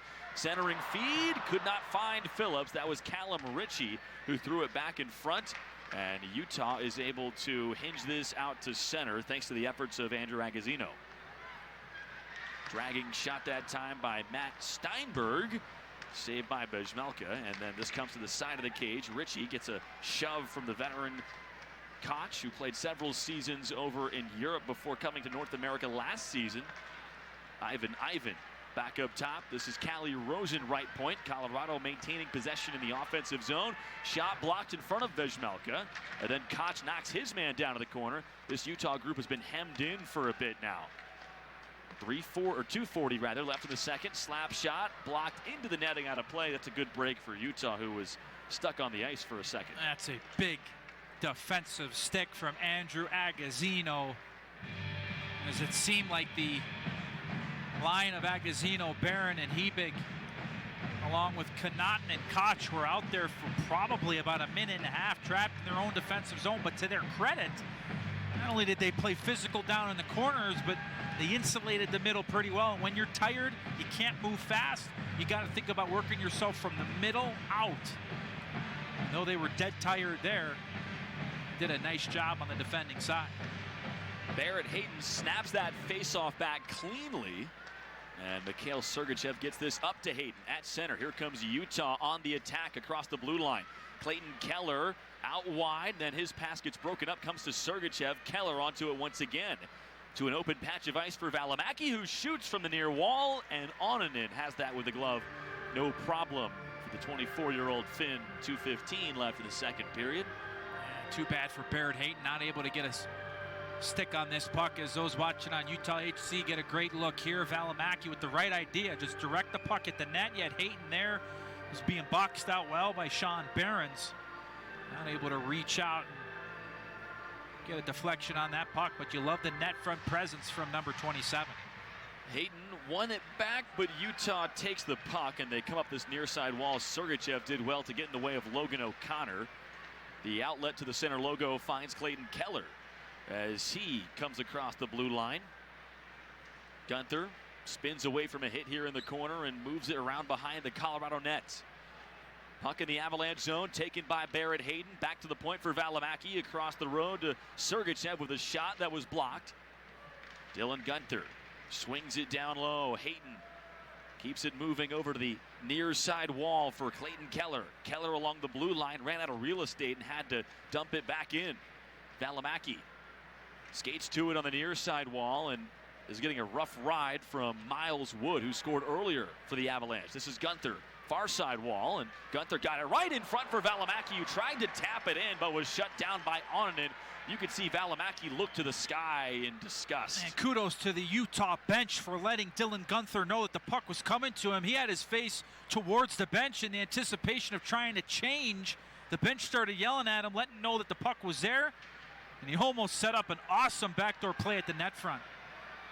Valimaki got a stick on it, it looked like, but Onanen was able to move over and get his pads down. Liam O'Brien from up high shoots, rebound, they score! Josh Doan knocks in the loose change after Liam O'Brien had the shot from the blue line. It's Doan's first of the preseason, and it lengthens Utah's lead with 51 seconds left in the period. Well, yet another sustained shift in the offensive zone from the Utah Hockey Club leads to a change, fresh bodies on the ice, and Liam O'Brien, how about the see-through shot as he just sifts it from the blue line, gets through, Onanen drops it, and there is Josh Doan with some silky mitts, quick hands at the net to go forehand, backhand, right around Onanen. And that's where Josh Doan's going to make a living. Some people go to the bank to cash their checks. Josh Doan goes to the net. And Utah's got a 2-goal lead late in the second. 4-2 with time winding down here in the second. And that's going to have to be something, a big part of Josh Doan's game, scoring those goals from in tight. Pass across here in the Utah zone as Colorado has possession in the offensive end. Brandstrom across to Sam Malinsky, who is wagging the puck back and forth in front of Iginla. That shot blocked in front of Vejmelka. 15 seconds left in the period. Big check that time in front of the Avalanche bench. And this is Patrick Koch who steers it to the open wing. Carconi defending now. Kesselring steals it away for Utah. 2 seconds left on the clock, and time expires in our middle frame. Now some rough stuff after. Koch in the middle of it for Utah, and our linesmen are in between to make sure that everybody goes back to the dressing room without any more bumps and bruises. 40 minutes in the books. We are going to have a guest with us here in a sec once the teams go back to the dressing room, but 4-2, Utah cashes in a couple times and gets some dirty goals. Yeah, that was a really nice period for Utah, out shooting the Colorado Avalanche 28-19, and you get 3 goals in the middle frame. And 2 goals in particular for me that stand out, not just because they're nice goals, but because of what happened the shift prior to the goal. Starting off with Dylan Gunther's second of the game, but his first of that second period was a great shift from T.J. Ginla and his line, setting it up. And then same type of thing with Josh Doan's goal as well. You continue to add on, press, press, press. Next line comes out, and you find the back of the net. We have Cameron Hebig, who scored the 3rd goal for Utah, with us now. Cameron, this is Mike Fulton, Nick Olczyk up here in the radio booth. That goal that you scored, it looked like kind of a seeing eye shot. Where were you aiming on that? Did you feel like you had all of it? It looked like it might have been wobbling on you. Yeah, it was kind of a knuckleball there. Just going down the wing, I was kind of out of gas, so just wanted to put it on net and kind of went on in there and kind of rolled. So, but puck's on net, and lucky it went in there. Well, they don't ask how. They only ask how many. So a great goal by you, Cameron. And I'd love to know, I mean, that play was such a prototypical defense to offense, where you made a really nice play in the D zone along the wall, moving it to Andrew Agozzino in the middle, and then you shot up ice. How important is that to, as soon as you force a turnover in the D zone, to get going offensively right away? Yeah, for sure. I think it starts in the D zone when we're trying to create offense. So there was a change of side there, and I was first on it, so just tried to win my battle there and break out as fast as I could, and saw Agazino there and gave it to him, and then he gave it back to me with a nice play. So yeah, it starts in the D zone and getting pucks out as fast as we can so we can get on offense. Career high for you last year in points in Tucson. Cameron, what's this camp been like with a lot of familiar faces, and how are you feeling so far? Yeah, it's been awesome to be here. You know, first year here in Utah, it's been nothing but amazing, and get treated so well here, and just to take part in this camp and learn from these coaches and these guys, and it's been so awesome. And learning from Coach Bear here, he's got so much structure and attention to detail, and just trying to soak it in all I can and learn as much as I can, and just bring it every day. And it's been a lot of fun. Great experience. Cameron, we appreciate the time. Go bag another one here in the third. Good luck. All right, thanks for having me, guys. Thank you. That was Cameron Hebig. He was one of the heroes of that second period. 4-2, Utah leading Colorado as we enter our second intermission. 4-2, Utah on top. We'll be back in a bit on SCG Media.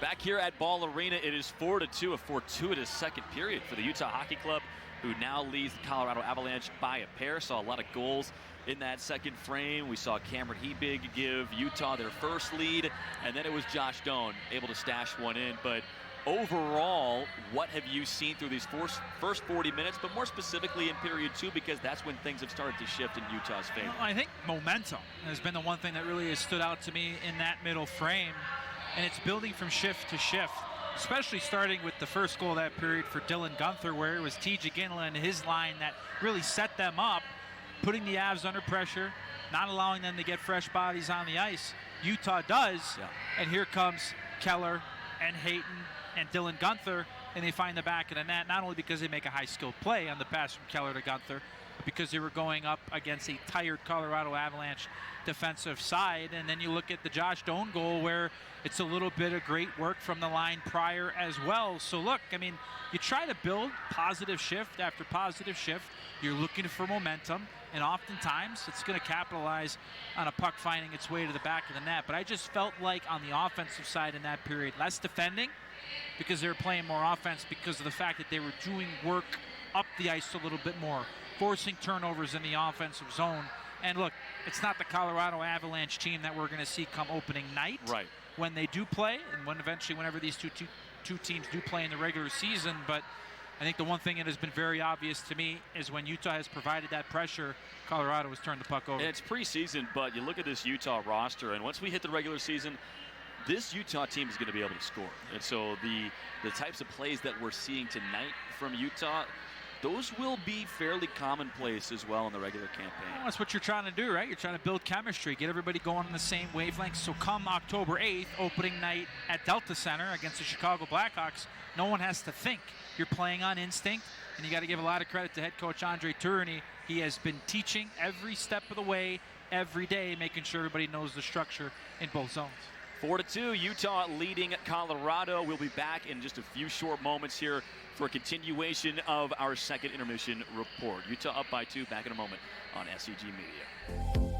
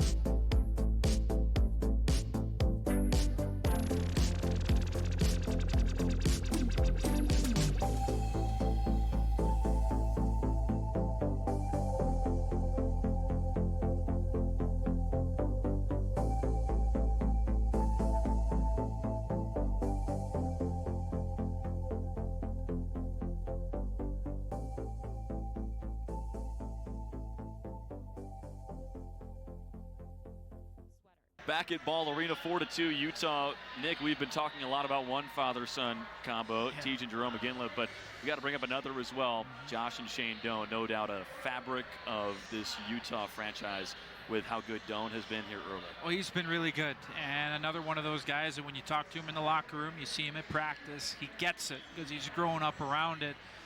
A little bit of a different look for him tonight, playing in the center ice position. A lot more responsibility in the defensive zone, going corner to corner, defending at the net front. But speaking of net fronts, the offensive one, some beautiful hands. Able to go forehand, backhand on the shot from the point from Liam O'Brien. So great to see him getting on the score sheet. But another impressive camp for a guy that has a great chance to make the roster for opening night. Feels like that was a reward for Josh Doan. He's 100%. had some great defensive plays. Nice to see him get a bingo there in period 2. Yeah, for sure, no question. He is the type of guy that's going to be a 200-foot player, right? Go in the net, score a lot of goals there, but be very reliable in the defensive zone. He's been strong tonight. We're still a few minutes away from the start of period 3. We will get you that start after this next segment in our second intermission report here on SEG Media.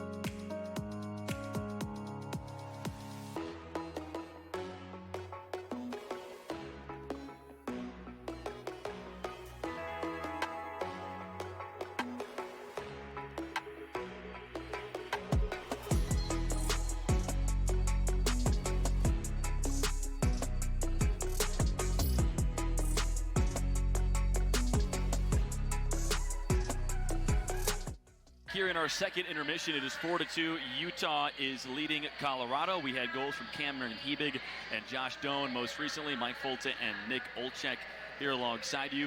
And Nick, some really good stuff in that second frame. I mean, we've seen the ice start to tilt in Utah's favor, but one thing that stood out to me, and you were talking with Mr. Hebig about this, was the transition game that we've seen from Utah so far. It has to start with the defense, but everybody has to be on board as well. Well, that has to be the case. And I think you have to defend without a cheating mindset. When you're in a defensive zone, it's easy to fall into the trap of thinking offense. And when you think offense, you start to cheat a little bit towards the blue line, and you err on the side of offense, and you're not on the defensive side of the puck. So you start to cheat, and that's not the right way you want to play, and eventually that's going to catch up to you. So that play in particular, that Cameron Hebig made a really nice play on the defensive side of the puck along the wall. You saw that he had some speed coming through the middle with Andrew Agazzino, moved it to him, and then he got going the other way. So defense to offense, very important for this team. Some quick scores from around the NHL here on a Sunday evening. The Pittsburgh Penguins have taken the lead on the Ottawa Senators. It's 3-2. Evgeny Malkin has scored a couple of goals, and Sidney Crosby has also found the back of the net in that game. A couple of notable names, but looks like Penguins are up 3-2. The Dallas Stars are up on the Minnesota Wild. That game has actually just gone final. Dallas beating Minnesota 4-2 in preseason action. So those are the only other two games going on around the NHL here tonight. Utah will be back in preseason action on Tuesday in San Jose. We have period 3 and 20 more minutes of hockey coming up around the corner, so stay with us as we rejoin you in just a moment on SEG Media.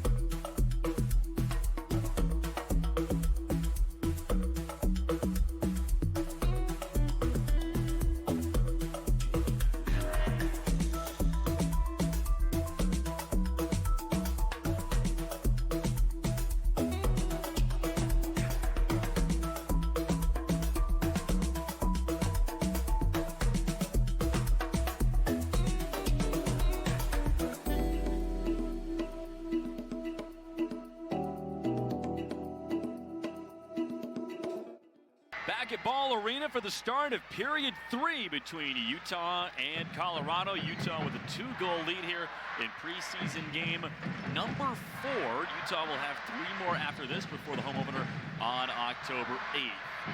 Utah has the puck in rock white mountain blue, or salt white I should say, rock black mountain blue. Those are the names attributed to the colors. This goes out of play in the Colorado zone. We get a whistle and a face-off coming up to the glove side, or the blocker side rather, of Eustace Arnott. I just can't wait to get my hands on one of those jerseys. I know. If you had to pick though, what would you do? The I black like the jersey black or the ones white more, jersey? but I've heard a lot of people are in favor of the white ones more. I like the all-black look personally. I don't think you could go wrong. I do have a lot of pair of shoes that are black, so I think they'd go well with my shoes. Well, they definitely took that into consideration when designing the color scheme. What would look good with Nick Olczyk's wardrobe? Trust me, I was in the opposite stratosphere of the thought process there, but no, I mean, those are a couple of beautiful jerseys and be available before you know it. Puck taken out of the zone by Colorado. They're at their own line here with Parker Kelly, a 25-year-old undrafted out of the WHL. All the way down behind Karel Vejmelka. Big hit there. McBain and Koch involved for Utah. That was Poland who got the wrong end of that collision. There's 2 sticks on the ground in the Utah end right now. Colorado in possession. This is Ivan. He loses his twig, and we eventually get a whistle. We're going to have a slash here, I believe. Yeah, there was 2 big hits on that shift from Patrick Koch. And the next time he delivered the big one. For minor penalty slashing. So slashing is called. I believe it's going against Utah. It is. They're going to get Patrick Koch here. We had, at one point, 3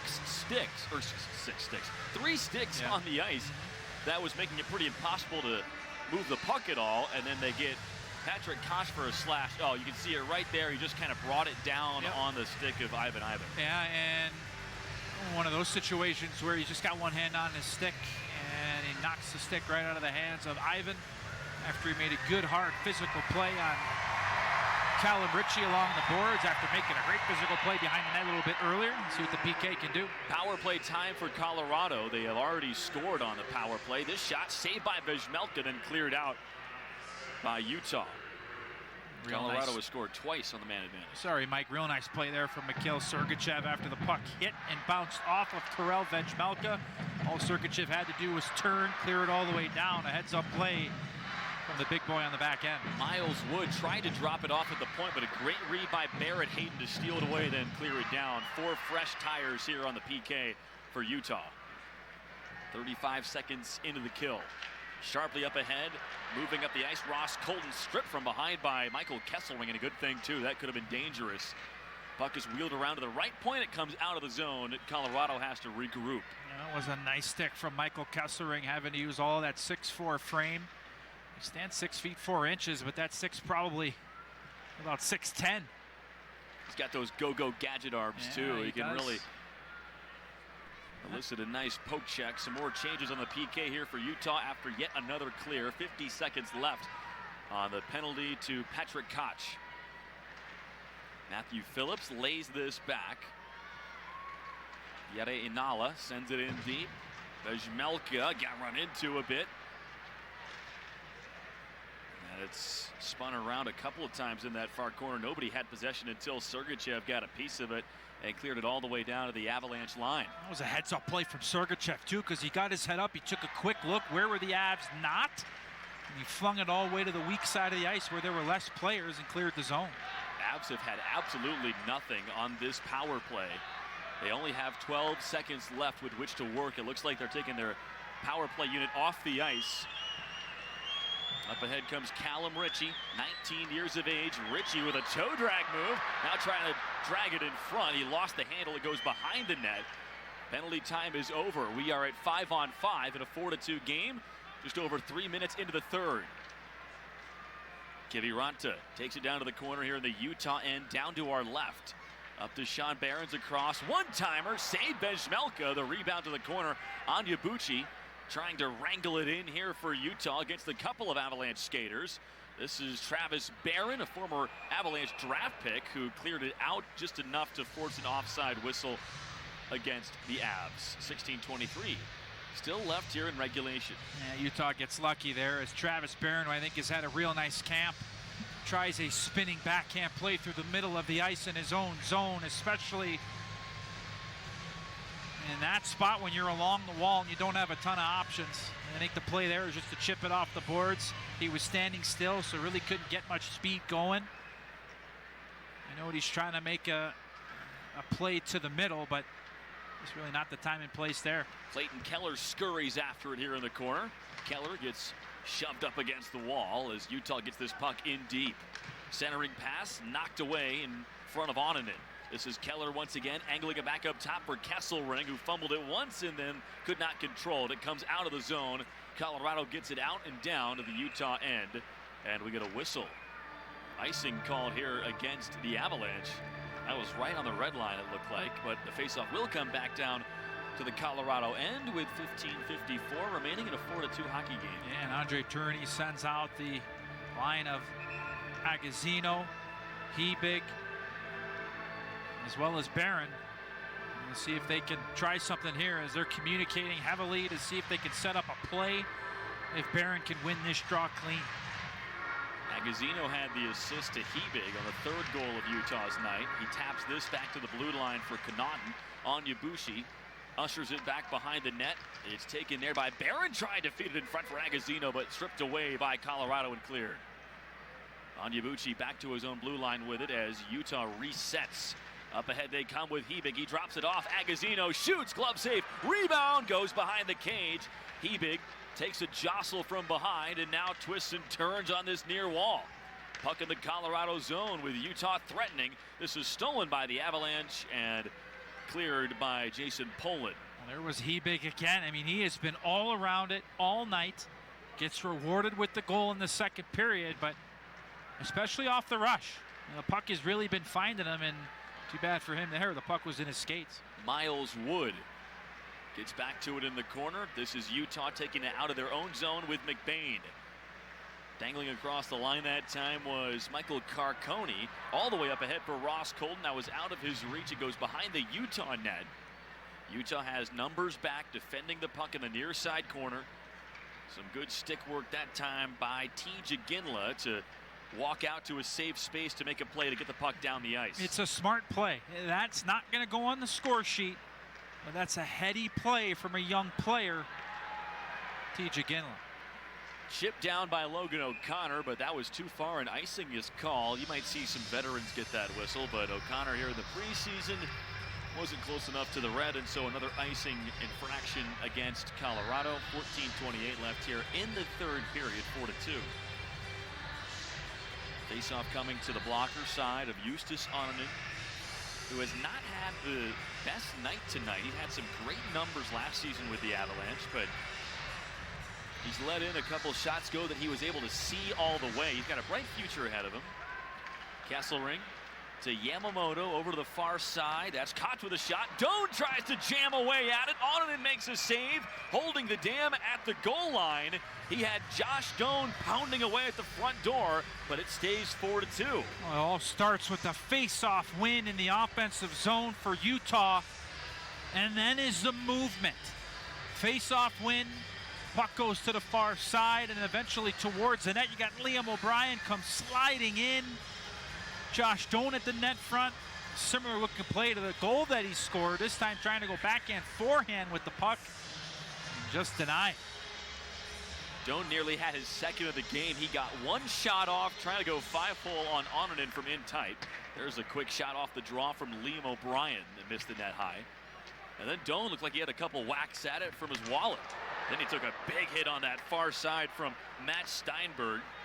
Doan back up to his skates. Utah in possession. Knocked down by Doan. O'Brien shoots. That was blocked, and it hits the protective netting above the glass. With 3:58 still to go in the third, it's a 2-goal lead for Utah when we return here on SCG Media. 4-2 here at Bell Arena.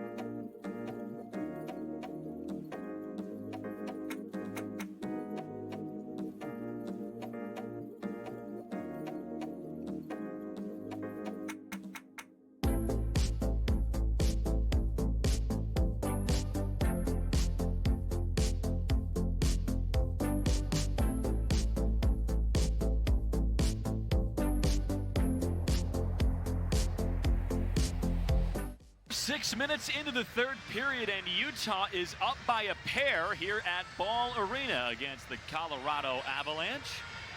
This Colorado team is going to be fun to watch. They are in contend now mode, and why wouldn't you be with guys like Nathan McKinnon and Cale Makar on your team, Mikko Rantanen among others. Of course, those guys not in the lineup here tonight. We're going to see a much different looking Colorado group for head coach Jared Bednar.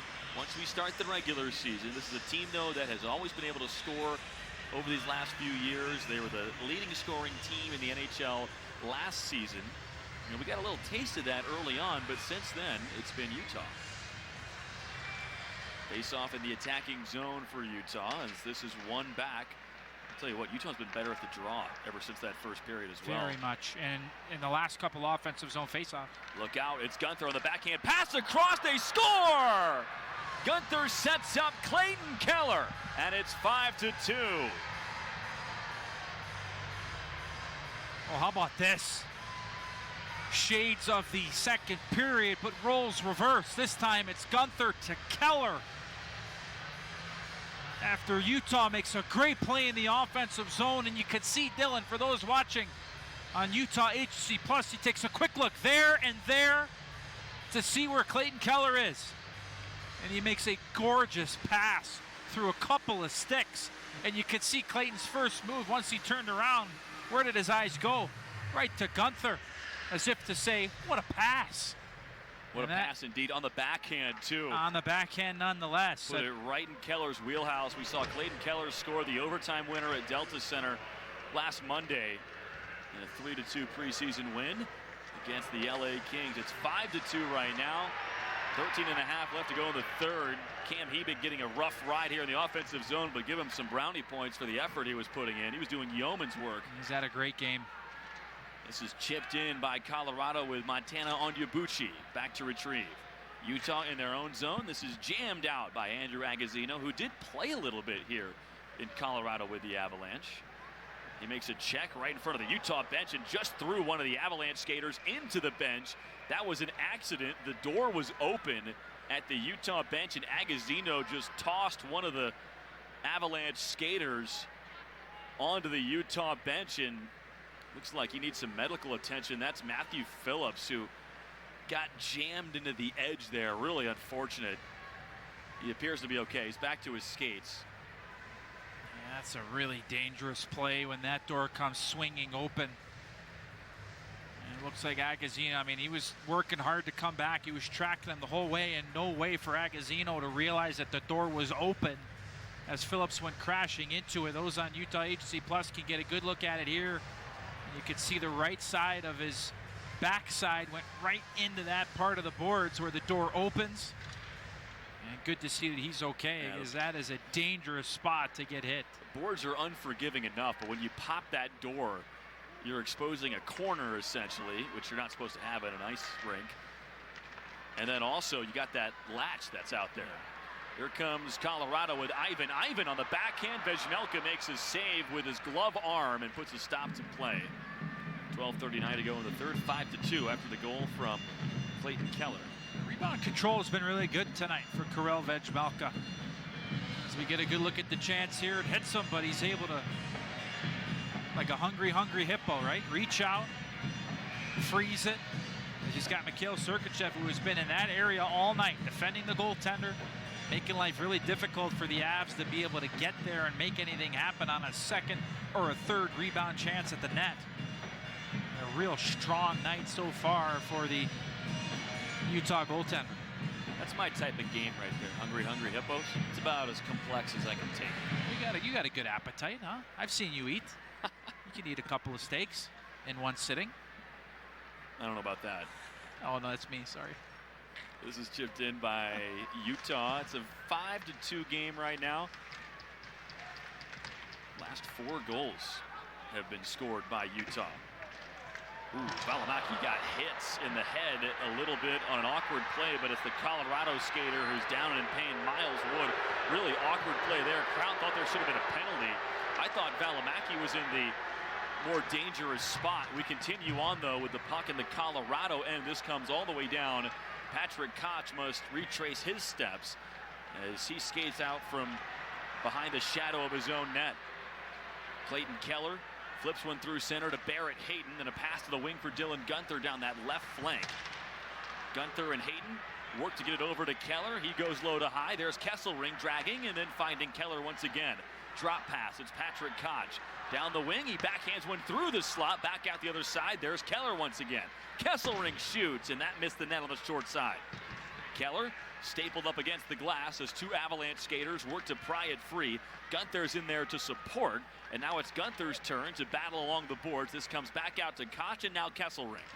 Kesselring returns it to Koch. Wrist shot is seen, caught, and held by Justus Ononen with 11:13 still remaining in regulation. Well, the line of Keller, Hayton, and Gunther have been all over it tonight. Aside from just the 3 goals that they've contributed, 2 at even strength, 1 on the power play. They've been dangerous both off the rush and from persistent pressure in the offensive zone, finding each other, going to the net, working the puck around, and forcing the Colorado defenders to have to move. Connaughton unloads one right off the faceoff. That was a clean win by Agazino. And now he sends it around as Barron, 46, who snapped it back. And now the Avalanche are able to get this to center, but not very much further past the red line. Approaching the halfway point in the third, Utah has controlled the pace here. The last 2 periods, I'd say, right now shots are 34-21 in favor of the visitors, and now an offside whistle against Colorado, and the Avalanche are struggling to get any momentum going with the puck. And it is that area of the ice, I think, that Utah has gotten better through the middle. The defenseman standing up, but the D can't stand up unless the forwards are coming back, supplying that all-important back pressure. There's a lot of reasons you could point to why the game has evolved the way that it has from the opening 10 minutes of the hockey game in the first period to where Utah is now up by 3, just about halfway through the third. But I think it's been their play, especially without the puck in the neutral zone, and the fact that they've met the Avalanche speed at their blue line and haven't allowed them any easy gains into the zone. The Avalanche are an interesting team because if you look at the advanced numbers, they possess the puck very little in the neutral zone, but they spend a lot of time in the offensive zone, and that's their version of defending a lot of time, is just controlling the puck in the offensive end. Well, the best defense is playing 200 feet away from your goaltender.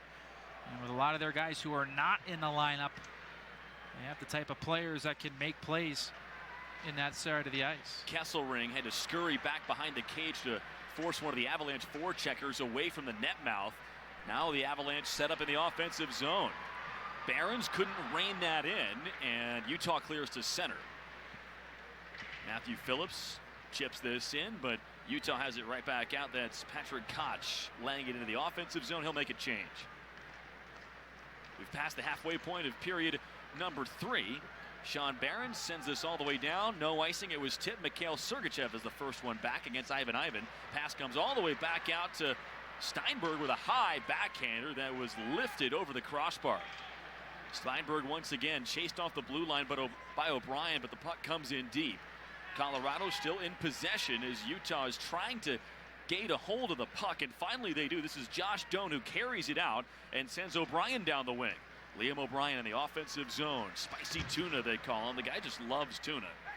And this is along the near side wall in the Colorado zone. Utah can't keep it in. There's Ivan. Do you love tuna, Mike?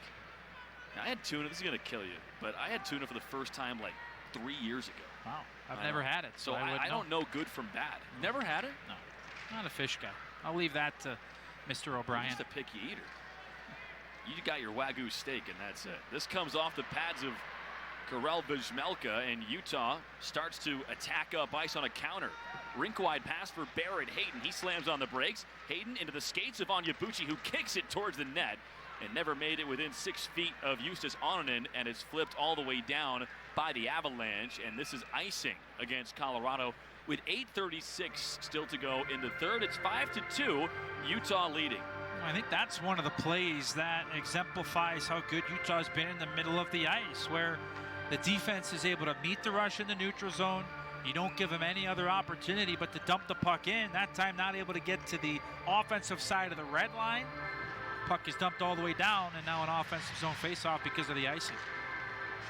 Barron and another faceoff. We're seeing a lot of this line here of Agazino, Hebig, and Travis Barron. And deservedly so. I think you can make a case that it's been a great line for each of Utah's 4 offensive lines, but especially this 4th line. They have spent a lot of time in Colorado's end.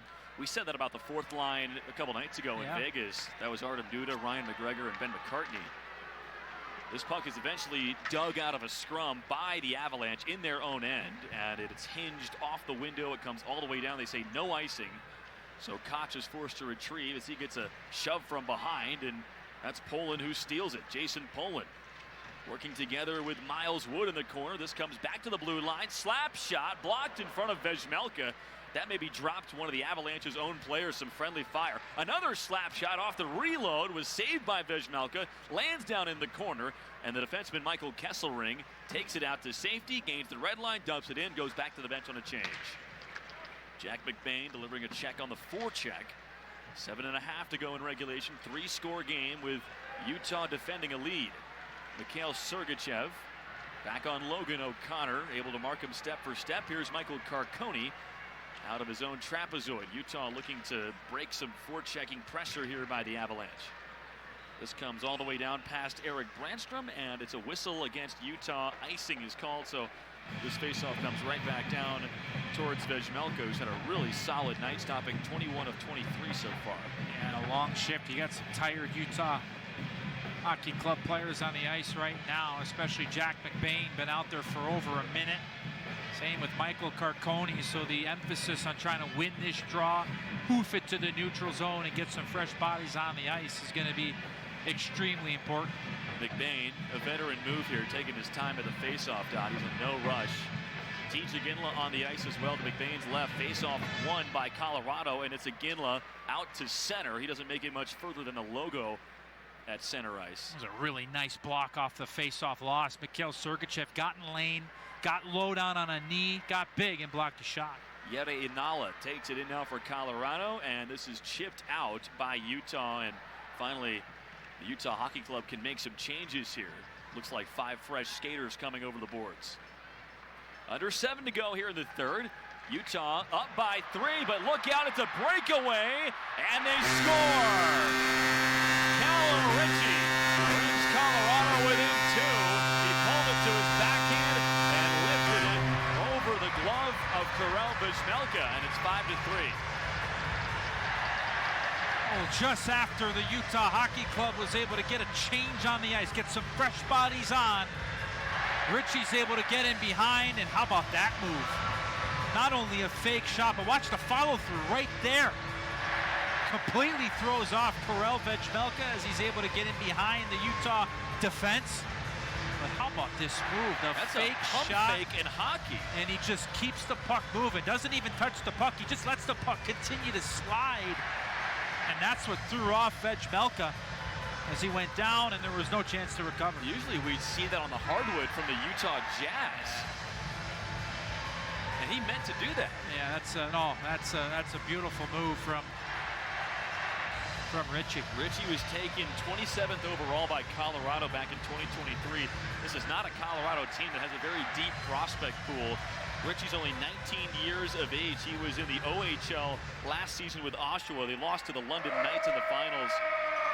But Colorado is really hoping that he can step in and become a major piece on an entry-level contract here in recent years. Puck in front of Onanen. That was Doan with a good chance on the backhand, and Onanen makes a save amidst a sea of sticks and skates. Yeah, that's a real nice response shift. So important after a goal against to get play going back in your favor. And it starts with Liam O'Brien first in on the forecheck, and another great chance for Josh Doan at the net front. 6:21, it's now 5-3. The Avalanche have climbed a little bit closer, but Utah still in control when we return to Ball Arena on SEG Media.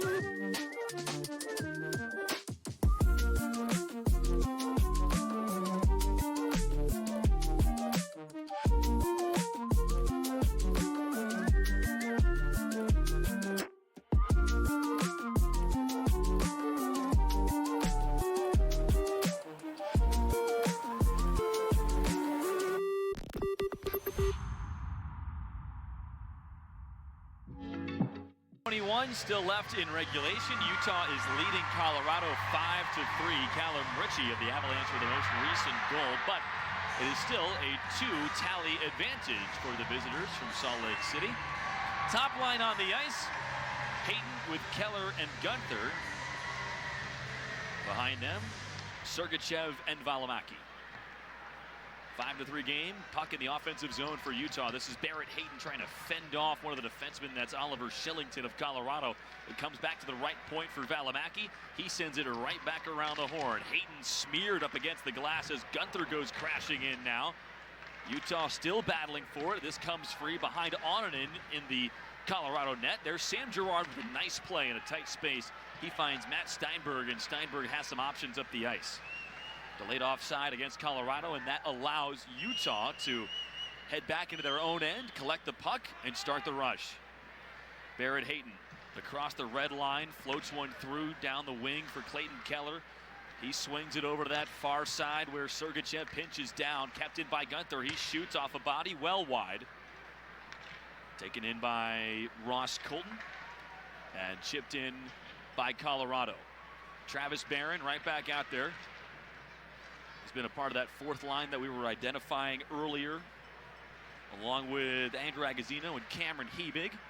Part of that first group still out there. There's a one-timer that just missed on the glove side here in the Utah zone. That came from Callie Rosen. Puck in the corner. Utah got a stick on it, but Sean Behrens makes sure that play is still alive for Colorado. This rolls in on Vejmelka, and he freezes the action with 4:55 left here in the third. Our second media timeout was delayed in its formation, and so now we get another quick media timeout in short order. Just under 5 to go here in the third. 5-3, the score with Utah on top.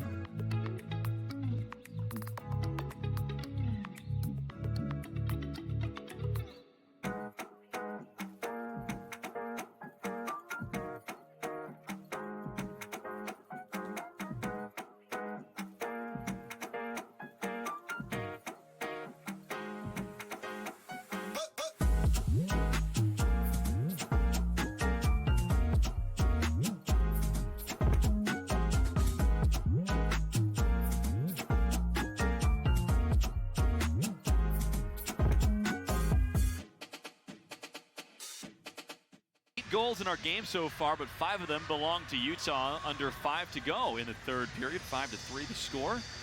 Utah on top.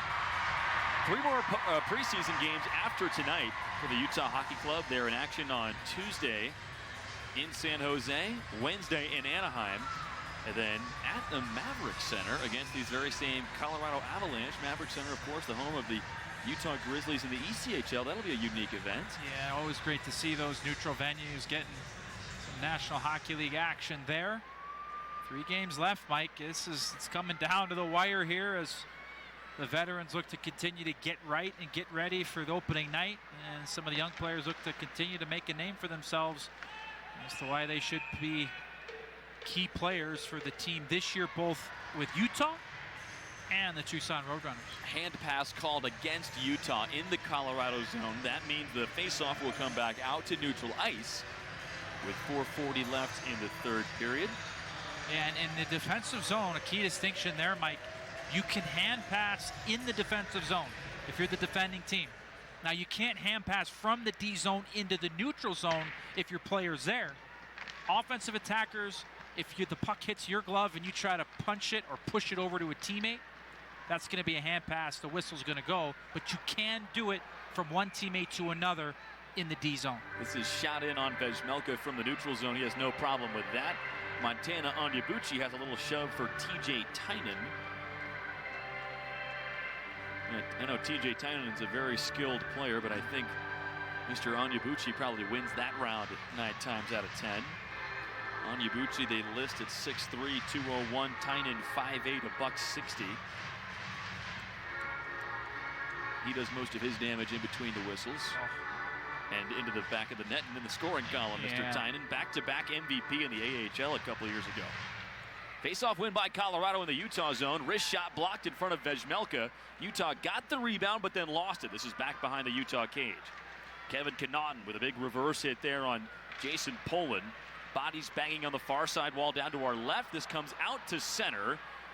Connaughton is still tied up with Poland a little ways away from the play. Connaughton doesn't have a stick right now. One of his forwards needs to give him some help, and now the puck is touched. We have a penalty called against Utah. Cross-checking will be issued against Utah with 3:56 left here in the third. And this puts Colorado on the power play here late in the game. Utah, number 44, has a minor penalty, cross-check. Kevin Connaughton's going to head to the penalty box, and we'll get another look at the Utah penalty kill. She's done. It's been pretty good in the preseason. Hasn't been as good tonight. You do have the 5-on-3 goal. Obviously a little bit tougher, but Colorado's second goal, that one came from Sam Malinsky, also a power play goal. This is the the 6th power play of the game here for the Avalanche. They've scored twice. Face-off controlled by the Avs. Pass broken up by Utah. Swiped back to the blue line, but held in by the Avalanche. Girard down to the left circle. One-timer that time from Ross Colton. Never connected, and it's cleared out by Utah. And the reason why it didn't connect was because of the great read and even better stick from Jack McBain in the middle of the ice, who got a stick on it and denied the shot. Kyler Yamamoto makes a good play with the body on that far side wall, and now a hand pass has been called against the Avalanche, so this faceoff will come out to center ice. There's another example of a hand pass on the offensive side for the Avalanche there, trying to glove the puck one teammate to another to create a chance. Hand pass called, and whenever the hand pass is called, the ensuing faceoff comes down into the neutral zone. Kyler Yamamoto at this faceoff dot. He's been the only Utah player to appear in every preseason game so far. This is moved into the Utah zone by Colorado. The Avalanche set up shop. That hop the stick, though, of Sam Malinsky comes out to center. That's a good break for Utah with $1:15 left on the power play. Up ahead comes Colton, weaving his way across the line. Girard swivels away from Liam O'Brien. Now Lemacki got a stick on it, but Girard right back there to win it for Colorado. Quick one-touch pass to the middle for Colton, broken up by Yamamoto. He cannot clear, but then on the second attempt, he gets it over the line and out. This is Girard re-entering now for the Avalanche. Girard tees one up right to the side of the net. Tynan tipped it on goal from this near post, and Vejmelka was able to wear it off the chest plate. Mikhail Sergachev gets it to the line, but held in by Colorado. 30 seconds left on the power play. Right circle, Richie shoots, glove arm saved by Vejmelka. Loose puck cleared out by Utah. Empty net now for Colorado, so we will have a 6-on-4 for the next 18 seconds or so, and then it'll be a 6-on-5. Just over 2 minutes left in the third period. This is taken by Kevin Connaughton, who sends it into the empty net, and they score. It's 6-3. That was Jack McBain from that far side who was able to send it in. Well, it was some really nice pressure up the ice from Josh Doan. He forced the Avs to turn it over. And then Jack McBain, I mean, this is just, it's muscle memory. All he did was spin, sent the puck down the length of the ice, not risking icing because, of course, Utah was shorthanded. Jack McBain, who I think has done some good things tonight, rewarded with an ENG empty net goal. So 2 minutes left in the third at 6-3. That was Jack McBain who shot it. Connaughton now gets out of the penalty box. It was 22, not 44. Big collision on the far side. Vejmelka makes a save on the follow-up. And we get another stoppage with 1:48 left here at period number 3. So Jack McBain hits the empty net. We saw him get some really good scoring chances earlier in the preseason. He gets rewarded here. Yeah, you think back to that first game in Des Moines, where he had a couple of really good looks around the net, and he's going to be very important to this team, no matter what line, no matter if he's at center or wing.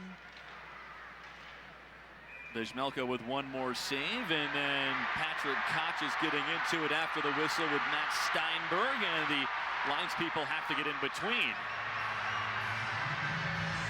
Well, continuing the thread of father-son combos, Jack McBain's dad, Andrew, taken 8th overall by Winnipeg, played 608 games in the National Hockey League. A lot of ties, a lot of lineage within this Utah Hockey Club organization. It is, and I'll tell you what, that type of history should not be underestimated, because these kids have grown up around the game. They know what it takes to stick in the National Hockey League. Shillington, a high drive off the faceoff. That missed on the blocker's side by about a foot. And most importantly, I think. Uh-oh, look out. We've got a fight right in front of Vejmelka. It's Montana Onyebuchi throwing some big rights in there on Matt Steinberg. Well, that's Montana Onyebuchi's calling card. And he had no problems with Matt Steinberg, the 23-year-old out of Halifax, and it was Onyebuchi who landed on top. Well, they were going at it at the net front, and Onyebuchi initiates. Steinberg obliges, and Onyebuchi lands a massive right as Steinberg was headed towards the ice. Just about knocked his head off. Yeah, Onyebuchi came through with one right that looked decent, and then as the two were tumbling down, delivered what looked like the coup de grace and knocked the lid off of the youngster Steinberg. And Onyebuchi playing last year with the Tucson Roadrunners, 2 years prior with the San Jose Barracuda. The last 3 years, Mike, 355 penalty minutes. The guy that plays the game hard. He's been very noticeable, and the Winnipeg native there, making himself even more known. You don't want to mess with those Prairie boys. That's for sure. Just over a minute left here in the third, 6-3 game. Utah leading. Just had a healthy scrap for Montana Onyebuchi. Gunther got stepped into behind the Colorado net. And then Barrett Hayton gets tackled to the ground. And then Hayton upends his man. He's tangled up with Brandstrom, I believe. Those two are still wrestling Olympic style back behind the cage. And we get a stoppage in play, or do we? No, the clock is still winding. And Barrett Hayton still has a hold of Eric Brandstrom. And finally they stop play with 48.7 seconds left in the third. I didn't see any penalties called, but Hayden and Brandstrom were doing their best WWE impression. They're both going to get sent back to their respective rooms, it looks like. So a couple of misconducts here, I would imagine, and in an effort to keep a lid on this game in the closing seconds, our referees, Steve Kuzari and Stephen Hiff, are giving Hayton and Brandstrom an early shower. And good work there from number 40 referee Steve Kuzari for taking control of the game, as that was one of those behind the net where neither player wanted to give an inch. Barrett Hayton was in the advantageous position on top of Brandstrom, just kind of holding him down to the ice. No player wanting to give an inch. Things have turned a little contentious here in the last few moments of a 6-3 game. Callie Rosen with possession. He sends it across his own crease over to Sean Behrens, 21-year-old from Barrington, Illinois, who won a national championship with the University of Denver and the Pioneers last season. 20 seconds left here in the third. Behrens moves it over. One-timer, save Vejmelka. The rebound goes behind the net. One more stop for Karel Vejmelka here on what's been a very solid night. Couple seconds left. He will finish with 26 saves on 29 shots. And Utah will take home their third preseason win of the preseason. 6-3, the final score. Jack McBain had the empty netter. We saw a goal from Clayton Keller in this third period as well. And once Utah got their legs under him, Nick, things started to really roll in the right direction. Well, the game evolved for Utah. First period, the first half was controlled mostly by the Avalanche, and then you get to the latter half, and especially towards the end of the first period where Utah began to take control. Second period, you get a bunch of goals, and then here in the third, they really kind of took over and shut it down. Great performance from Karel Vejmelka. Really good rebound control all night. And give credit to his defensemen too. They came back to the net, they boxed out, they didn't allow any second or third rebound opportunities. And the one key stat for me that you had brought up a little bit earlier that was important, 61% of the faceoffs won by the Utah Hockey Club. And when you can start with possession, start with control, you're going to like the outcome more times than not because it allows you to decide what happens next. We saw some good things out of T.J. Ginla in his debut in a Utah sweater. We also saw some good things out of a guy trying to make the team, and Josh Doan, who had a goal here this evening, had some really good chances around the net. We know he's going to be solid defensively, but it felt like tonight was a positive performance for a guy who's trying to impress this coaching staff. And aside from just the goal, I felt like he was impactful in all three zones, especially right prior to the Jack McBain empty net goal where he made a real nice pressure play in the neutral zone, forcing a turnover, and then McBain's able to turn, fire, and score the empty netter to get the sixth goal of the game. So let me look, Josh Doan is going to be a very important player for this team moving forward, and a type of guy that's going to be able to help you in a lot of different zones. And we saw him at the center ice position tonight, and I really don't think he looked out of place, because going from the wing to center, sometimes that can be a shock for players due to the much added responsibility in the D zone. 6-3, the final score here tonight. We think we're going to be joined by Josh Doan here in just a moment. You guys there? And it looks like he is putting on the headset down at ice level. So once he's all situated, we'll talk to Josh a bit. But we've been impressed by him. He says all the right things in the media and in interviews and things like that. He really gets it, like you were saying earlier, and he was productive here tonight. So, Josh, this is Mike and Nick up in the radio booth. Do you have us? Yeah, can you guys hear me? Oh, yeah, we got you. Hey, congrats on the performance here tonight. You had the goal, just stashing home a rebound. What felt good about tonight, and did that goal feel like kind of an encapsulation of what you bring to the table? Yeah, I think as the games have gone on here, it gets a little bit easier to start to play, and you kind of find your game a little bit quicker just because after coming in from summer hockey to playing real hockey, it's hard to find sometimes. But the last couple of games have been pretty fun, and that's just one where Tuna does a good job of getting into the net, and fortunate enough to find my way there, and that's somewhere I take pride in being, and got to bounce and put it in. Josh, I got to ask you, you've proven your versatility for this team. Power play, penalty kill, really every single situation. But how about talking to our fans about the difficulty of what you took forth tonight, going from wing to center? Have you had experience at the center ice position prior in your career? And what are some of those added responsibilities that, well, makes your life a little bit more difficult moving to the middle? Yeah, I think it's one of those things where throughout the past couple of years in my career, I've been playing a little bit of both wing and center, and I think that's something they got to take pride in, is being able to play in both scenarios. It adds a little bit more skating to the game, but at the same time, you touch the puck a little bit more, you feel a little bit more comfortable, because as the game goes on, you feel comfortable with the puck, and it's one of those things where you have fun doing it, but it does add a little bit of challenge. You got to talk to the D and the D coaches to kind of get an understanding of what they want and where they want you, and they do the rest. We got a good D core that does a really good job of allowing you to slide in there comfortably.